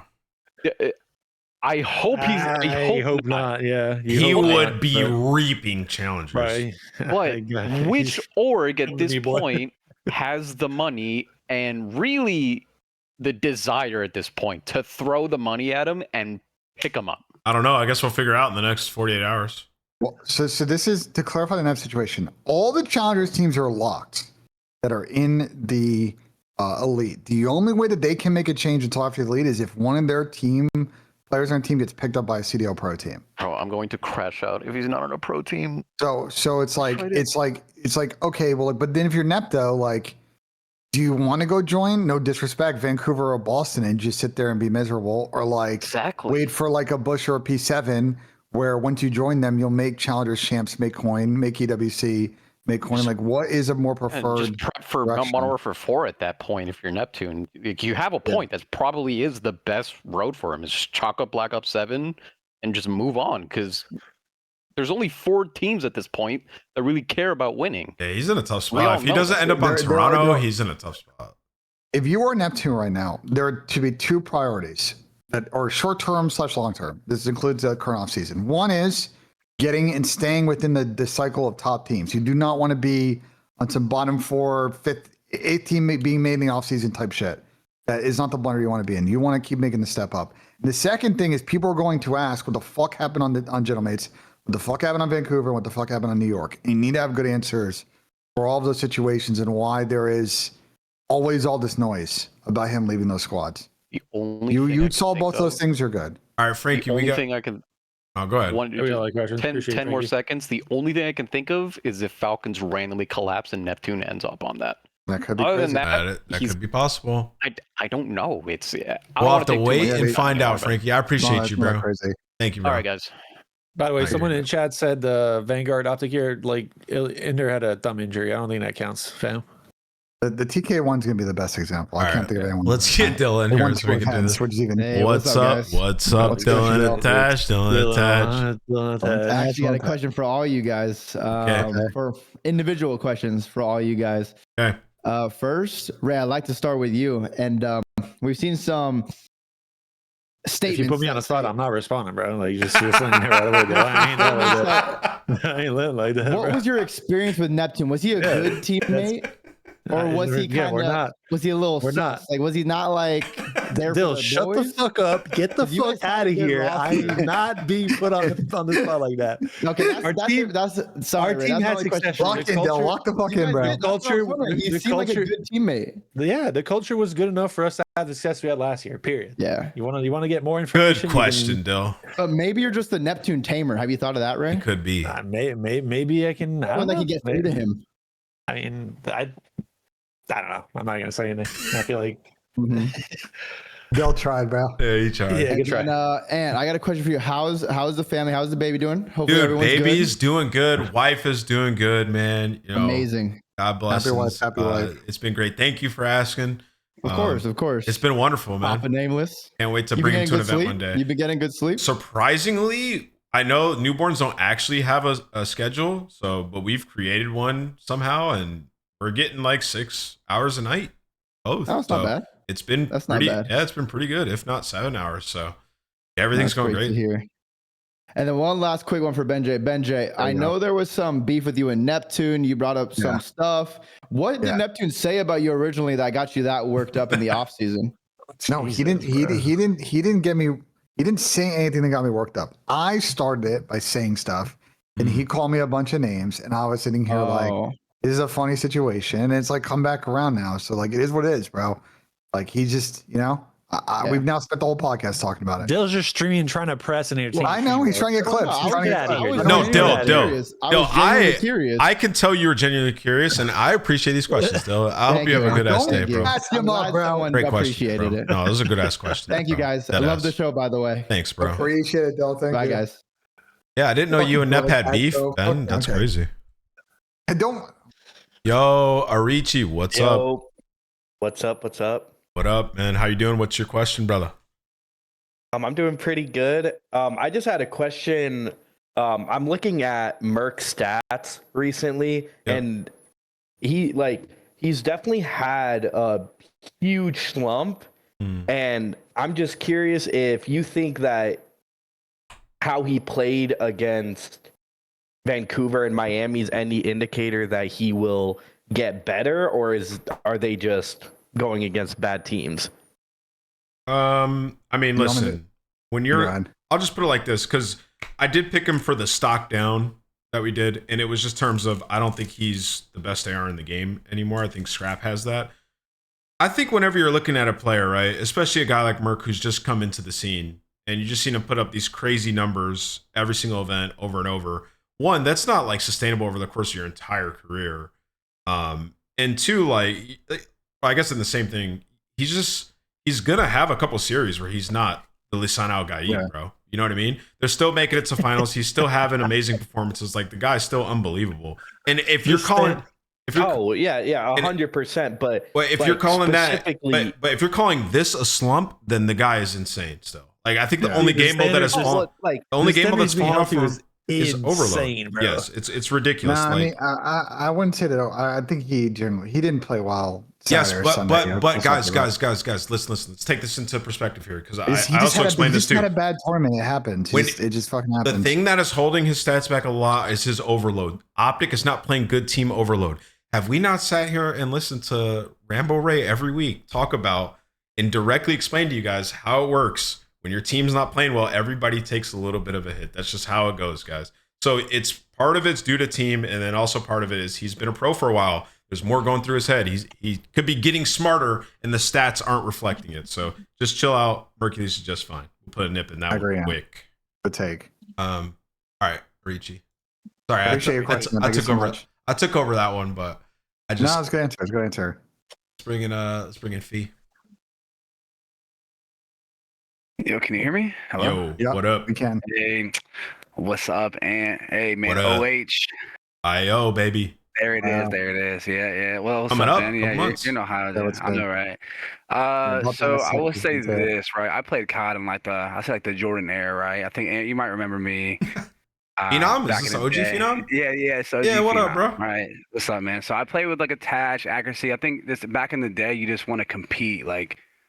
As a competitor right now, when you're seeing the guys in the league and the teams in the league and the teams who are still very competitive, but they're not hitting their top peak, and you're seeing these transactions happen, you're seeing this, the stuff move around, and you're seeing players like Neptune pop up. Do you think you see those teams like in a way, phase? Or it's like, hey man, like, do we act on things like this? Do we try something different, or do we just stay to our lane, let everybody else change, we stick to our plan? Oh, we're all gonna have different answers to this one. We all got different answers. You guys can go first. I mean, because I would say it's like no matter when, like obviously franchising is a little bit different than back in the day, because back in the day it was just like, hey, you're getting kicked from the party chat, we're scrimming with somebody else. It's like cold-blooded. Yeah. Now it's a little bit different. Now it's contract-wise. No, we got a Phenom. Let's go through it. I'll just give mine first real quick, and then you guys take over.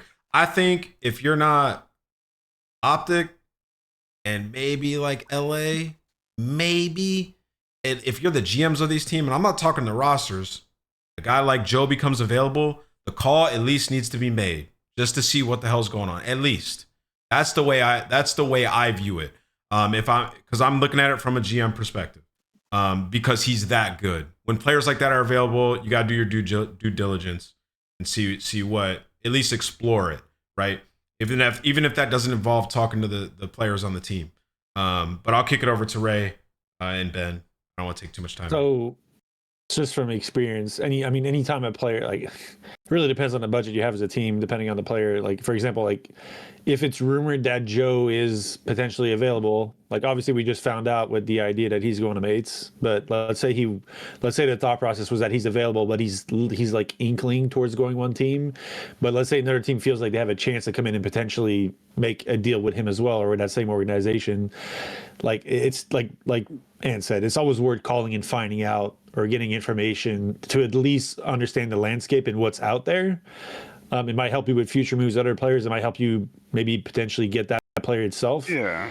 I think the hard part, though, in COD is that typically, for the most part, at least from my experience, is that changes are typically driven from players, and players have an idea of where they want to go. So the options of which an org has to where they send that player are typically limited. It's not like open season. Yeah, and so I do get that, and I'm not going to ask you a federal question, Ray, but like, do you not once think that since obviously everybody knows FaZe's potential, do you not one think like that anybody on that team, even Abuza, was like, hey, Nep's available. I played with him before. We've seen what we can do. Oh no, I'm going from Nep. Well, they couldn't they have got Nep in the offseason if they wanted, and they chose 04? Listen.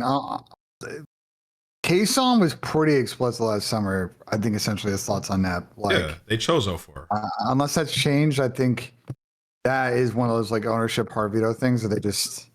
I think if we answer the question like more like less directly at the FaZe situation, just in general, like I would assume every team, like Ann said, every team that isn't the teams that are really comfortable with their chance to win, which in my opinion, FaZe is still in that bucket. Like FaZe, Thieves, and Optic should be in that bucket. I feel like the rest of the teams in the league right now are kind of iffy. Like every other team in the league should be trying to inquire and seeing if if they see a fit for this. And then the first thing to me, any good GM or coach or person involved in making team decisions should do is to reach out to Nep directly and get his side of the story to figure out what happened in his eyes and to get a state on that. Because it's like, again, like, dude, everything that's on social media is overblown to the massive amounts. Like, you never get the full story of what's going on, bro. 100%. I mean, if someone's a bad teammate, I think everybody's, at that level, you've played with a bad teammate, even though if they're good, like, they're cancerous, right? Like, back in the day, like, sometimes we had to do name, Killa, and then you had to do name Sprays, but then you had Ricky to offset it. Like, sometimes you can actually get the gist of, like, why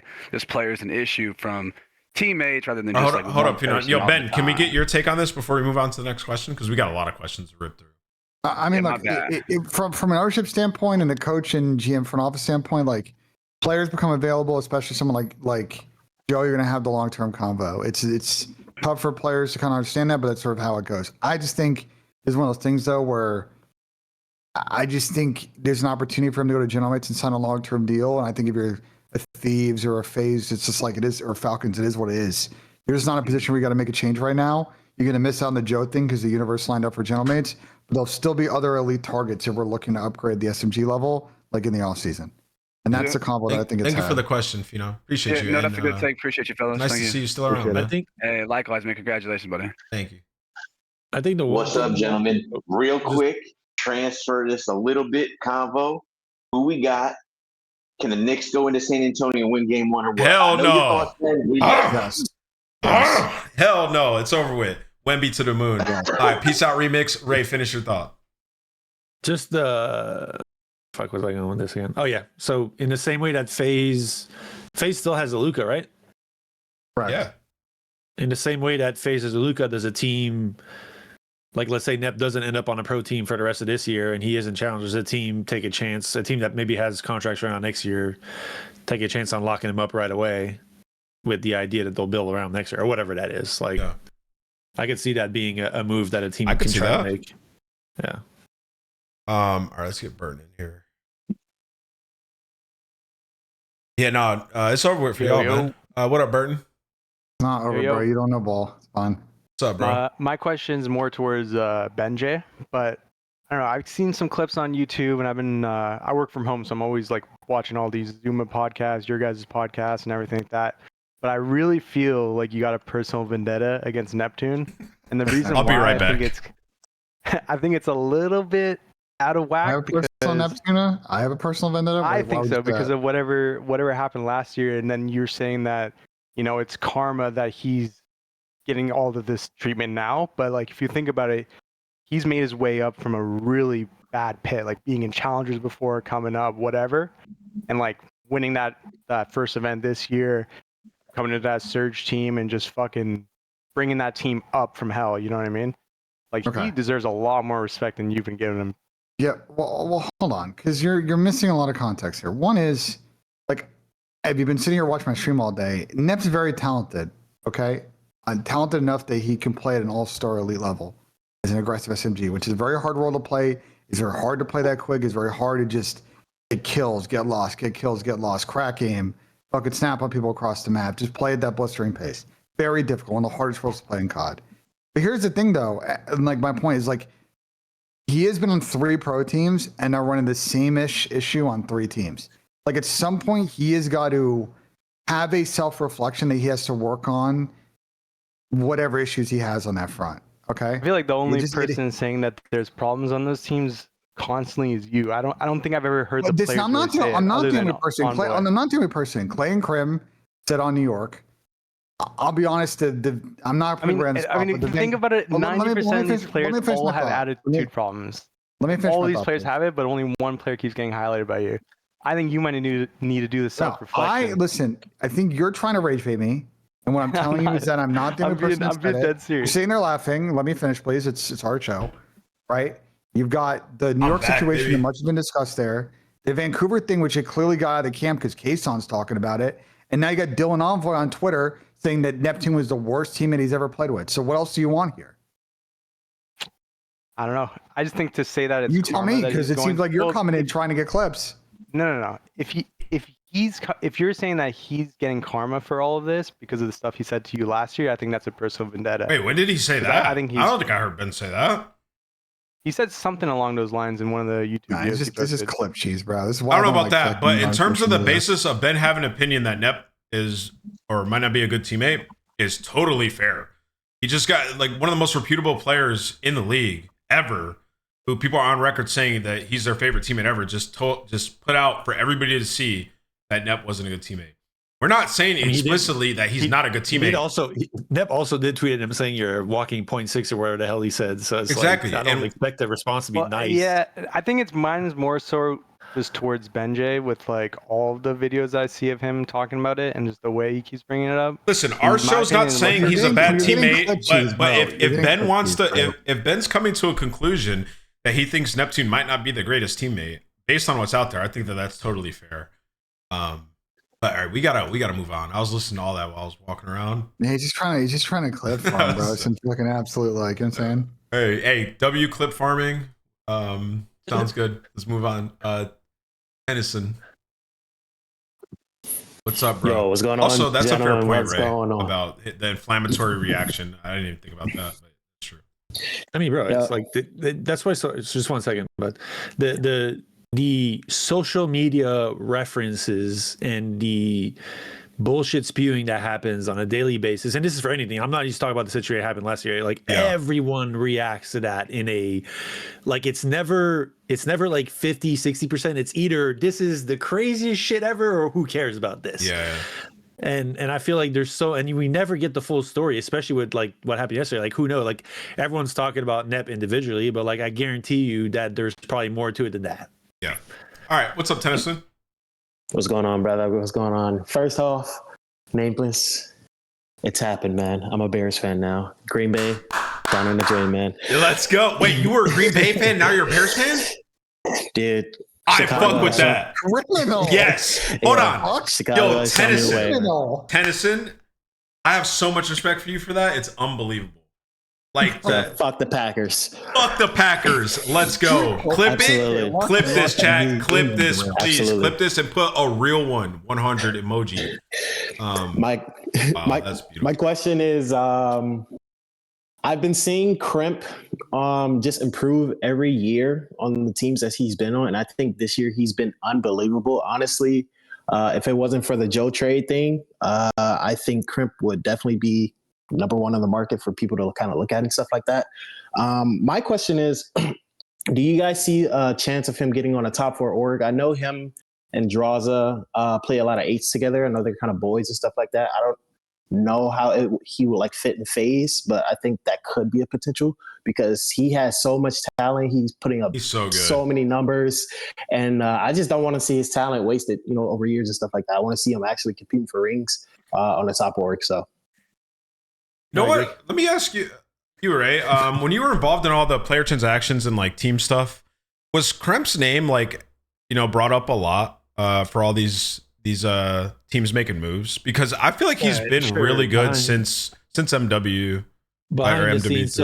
So here's my take on Kyle before, and Kremp is Kyle, by the way, for those who don't know his first name. To me, he's always had a high ceiling. I think his floor was just low to a point where the inconsistencies were kind of hard to deal with him, and ultimately that's kind of because at the start of last season, the decision that we were trying to make was between Kyle and Charlie and Hixie. So it was Kremper Hixie was our kind of last two-man decision. Okay. We were trying to go for our roster. Kyle was still on the fence about what he wanted to do, though, which kind of led us to, like, in the same way, I think some of the players were more leaning towards Charlie anyways, but Kyle had a situation with Thieves that was ongoing, which he wasn't sure if they were going to make their changes that they made or not yet, because I think they were still going through that whole process. So ultimately that kind of made the decision easier in that sense, because we didn't really want to sit around and wait for that, because we didn't know how long it would be, and we felt like it was necessary for us to make the decisions then. But more so saying that in the sense that, like, I'm sure Kremp has been on a lot of teams' radar, and obviously now, as the questions has been asked, he's been incredible this year. And I feel like kind of glimpses of it last year, but I feel like this year he's kind of shown consistently that he's that guy. Like, he's very rarely had these games that are kind of like before it was almost like this guy can win you or lose a game. Now it's like this guy's just straight up winning you games, or winning you games in moments. And he's not really going to put you in a place that's bad. And like, again, that's growth of a player, growth, like, from a mental standpoint, whatever was going on before. It could be like, obviously the game can match up to a player's thought process too, but I feel like Kyle's made some really good progress through his career so far, and I think he is set. And he does seem to be on the line of finding a team that, like, getting the eyes on him that will get him on a team. He also that is at the top. He also just kind of like he set himself back with the joining the C9 team. Right, like, it's like bro, like, but it sometimes it just comes down to like one bad move, like, but bro, like, dude, it was Sib attached. No, I know, Mac, right? No, I know. He thought that wasn't that bad. Listen, I'm speaking in hindsight, completely openly, but what I'm saying is, like, sometimes it just takes, like, damn, he joined the wrong team that he thought was going to be good, and, like, now he's like, you get back to a point. If we want to really hindsight this, it's Kyle got screwed by the Paco, like, scrap thing being a possibility for Thieves, because remember that our OG team with Joe the team was nasty, bro. Like, they had such good momentum at the end of the season. They could have just ran that team back, but he could have joined a different team after that. I just look at that as like, it was almost inevitable. That team would have just stuck. They would have made a final. If that shit didn't happen and, like, scrap wasn't gettable, Paco, they would have just ran that whole thing back. No, I get that. It's not just that though, and he spent most of the early offseason waiting to see if that was going to pan out or not.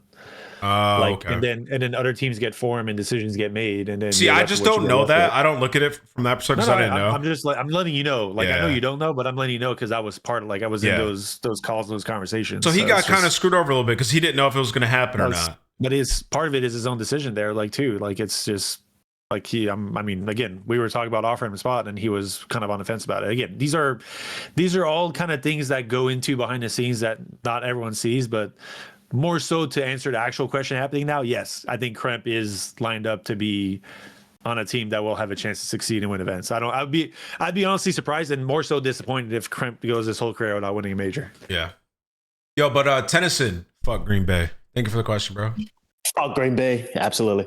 Yo, a Green Bay fan turning into a Bears fan? That's criminal activity. That is just beautiful, man. Criminal activity. I mean, why go through all your life of just pain, like, going forward? Right? I think it's the right decision. All right, let's get Joser in here. Yo, Joser, what up? Hello. Oh yeah, Hello? Joser's in the microwave. Yo, what's up, Joser? Sorry. Also, I got Bluetooth. I got like 10 more minutes, so we can rip through all these questions. Oh, good. So if Dashi wins his third ring, do y'all think he retires? No. I hope not. No, Brandon will keep playing until Dude, got it, bro. there is nothing more I hate than a player quitting while he's still capable of winning. I hate that shit. Seth did it. Yeah. Octane did it. I don't remember when Former retired or not, but like, bro, there's nothing more that pisses me off in that shit, bro. Like, I hate that shit. So no, there no is nuance. There is nuance to it, though. I'm gonna call him. There is nuance to Array. Sam was pretty clear that like it was. He just didn't want, and it was the same thing probably with fucking Seth. He just didn't want to get on every day and scrim. like watch VOD and scrim, and he was. But but here's the thing, Ray. The last part's important. They're self-aware that would make them a bad teammate, and they didn't want to finish their career being a bad teammate. Yeah, but what Ray's saying is like fight through it and stop being a pussy. I'm not. Yeah, but if you can't, then like, well, you know what I'm saying? That's what he's saying. But you can, I didn't though. say that word for word. Not my words. But you like low-key can, though. But there are unique cases. I would say like, I don't know, like Brandon seems like he still loves the game. Like he doesn't give any signs of that, of like not wanting to play at all to me. Like you can kind of see it on the horizon for Seth, like it kind of falling out of love with at least the scrimming aspect. I don't know for Sam really, like that was kind of a shock. So yeah, if Dashy were to just win and retire, I'd be fucking mind blown. Yeah, I'm not saying none of these guys have reasons to do what they did. It's just, again, to me, like the basis of someone quitting while I'm not saying that the peak of their game, but they're still on the near peak. He's having a resurgence here. That's what I'm saying, bro. I hate that shit, bro. Hate it. I'm gonna call him personally and tell him he shouldn't if he thinks about doing it. Yeah, and also there's another really huge part of this is like Dashy can still like become the best AR of all time with a couple of like if he wins another world championship, has another crazy year. In a row? Yeah, like Dashy has an opportunity to like become like insanely high up on the totem pole. So I think with all that in mind, and also Joser, the amount of cash bro's making by just winning, ain't no way. Like they're getting top 2 every tournament, bro. He'd be crazy to retire. Like no way. But all right, bro. Question, Joser. Also, when you get on a team like this, you gotta just stay like this current roster they have. Just keep on winning. Like they can become the greatest COD team ever. Like literally, if they keep winning and keep winning. Obviously, they haven't won this year, but you win champs in EWC, everybody's gonna forget majors 1, 2, and 3. Like nobody's gonna care about that. Yep, just like last year, who the fuck remembers the 0-16 exactly, shit? Exactly. Who cares about that? Literally. Let's get explicit in here. And yeah, the last thing is just keep in mind, guys. Yo, Dashy might be Optic's best player. Like, he's actually insane. Like, he's been so good this year. All right, Explicit, what up, bro? Yo, what's up, guys? My question is, if Optic goes winless for the rest of the season, would it be a bigger what-if season than Vanguard FaZe? And if they do go winless, do you still see top 4 teams making changes to beat Optic for NW4? You mean winless, they don't win an event, right? Yes. Wait, you think these changes are everybody's making just to beat Optic? He's just making the changes. No, I'm asking if Optic doesn't win a major or champs or EWC this year, do you still see any of the top 4 teams trying to make changes to beat them? Because obviously they're the better team and they just crumbled in all the finals. I don't know. There's a lot of like implications in your question. Yeah. I mean, I think we'll just answer the basis of if they don't win another major for the rest of the year, are they going to make a change? I'm assuming that's what you're getting to, right? Not Optic making a change. I do see like other top 4 teams making a change to beat them. Because if they didn't crumble near the finals, they would be anyone that doesn't anyone that doesn't win champs and if they don't win EWC is probably making a change. That's how it is every year. This is the most green wall coded question I've ever heard. Just relax, bro. Let the season play out and then I'll answer your question. Relax. Well, I had to come up with the last second question because I didn't want to ask another Neptune question. No, you're good. You're good. It's just the preface. Just relax. You understand how your question is coming across, though. You're literally saying teams make change to beat Optic, and that's it. Yeah, it was more about would it be a bigger what if season than the Vanguard FaZe? Oh yes, bro. Just because this team is so ridiculous. Every final. I mean, yes and no, and like I don't know. Like again, they were pretty. I mean, they won literally 2 events last year, but they were a team for what 3 months. FaZe was a long passing team for years, had won champs, had won multiple events, dominated Cold War, and then when it like literally in Vanguard made almost every final and got second every time. Previously, having won basically most of the finals they made in, they were winning. They didn't get that many seconds. Another champs this year. Like EWC added too. Like if they get to finals of champs and EWC, bro, it's just kind of like holy. I don't know if I would. I mean, let's put them on the same level. I don't think it would be ahead of. Like I don't think it'd be more surprising in the FaZe situation. I think we're more recency biased. We say that. Be honest. Fair. Okay. All right. And then my last little question is, if this Neptune stuff keeps going on, could you see him becoming like the modern day like Parasite, where like people just refuse to team with him? Jeez. All right, let's let this play out a little bit more before we start drawing comparisons. Explicit. My bad, Paris. But I just can't forecast stuff like that. It's just so unfair to the player and to the situation. Yeah. Like I think we basically answered that question. Himself. I think we basically answered that question throughout this show. That guy needs to get the fuck off Reddit. That was Reddit. I like how you put it. That was the most Greenwald coded question. Well, yeah, he needs to get off Reddit, bro. Yo, what up, Damon? Yo. What's up? C's? LC's? What up, dude? IC's, yeah. I got a 2-part question. First, if Sib and Neptune don't get on a champs qualified team, do you think they should wait for next year, or do you think they should go play in Challenger? I think whatever, like this would be my almost like what's the word I'm looking for here? Jesus Christ, my brain's tweaking. They should not sign a year with a team. Like they should not sign a 1+1 with a team that they don't feel will win next year. Yeah. Like if let's say I don't know, hypothetically Vancouver wants them to come on, but Vancouver only wants to offer him a contract that goes into next year, then they probably should wait because they'll probably get better opportunities in the offseason to build around a team that has a chance to win. I agree with that. I think that would be my advice is the word I'm like, oh my God. Well, he left. All right, Tully is our last one. What's up, brother? Doing good. How are you? Good. So my question is, do you think the era of these top teams changing every year, like doing major blowups, like 3-4 person changes, is over? Like, say Optic doesn't win, they keep all 4. Thieves keep 3 of the 4 or all 4. Same thing with FaZe, unless there's a clear and utter upgrade. No. Because the lower teams are not paying as well, so they're just going to be shuffling around those teams. Like, does that make sense? No, because Riyadh's about to build a God squad if they don't like win. Shit's still going to shuffle. I agree with that, and I also think if a lot of the Saudi teams come in and have the money to pay out, but I also think it depends on who they're teaming with and the comfort level. Maybe what you gotta understand though is all this is just dictated by expiring contracts and who's available. For example, if Simp becomes available, then dominoes fall. Everything's everything can change, right? Like let's say Joe like became available and was like unrestricted. Everything can change. And coming into the end of this year, I believe Hydra and Scrap's contracts are up, so we're gonna see major shuffles more than likely. And there's going to be a bidding war for those players. And I also believe Simps is up, right? Am I wrong about that or no, Ben? Yes. So this is listen, the best way to answer this question is essentially what the maximum we ever saw was after Cold War, 3 teams stuck and everybody else made a change. That's I think as far as it's ever going to get. The only chance it changes is if teams sign their players long term and it becomes more difficult to get out of those contracts because the money is too big, which I don't see happening anytime soon. Like it's just it always seems like there's a team that's offering more than other teams.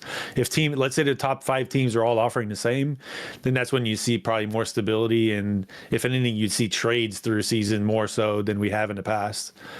But until that happens, and I don't see that happening anytime soon, I think you're going to keep seeing this. Players kind of play their contracts out with their teams.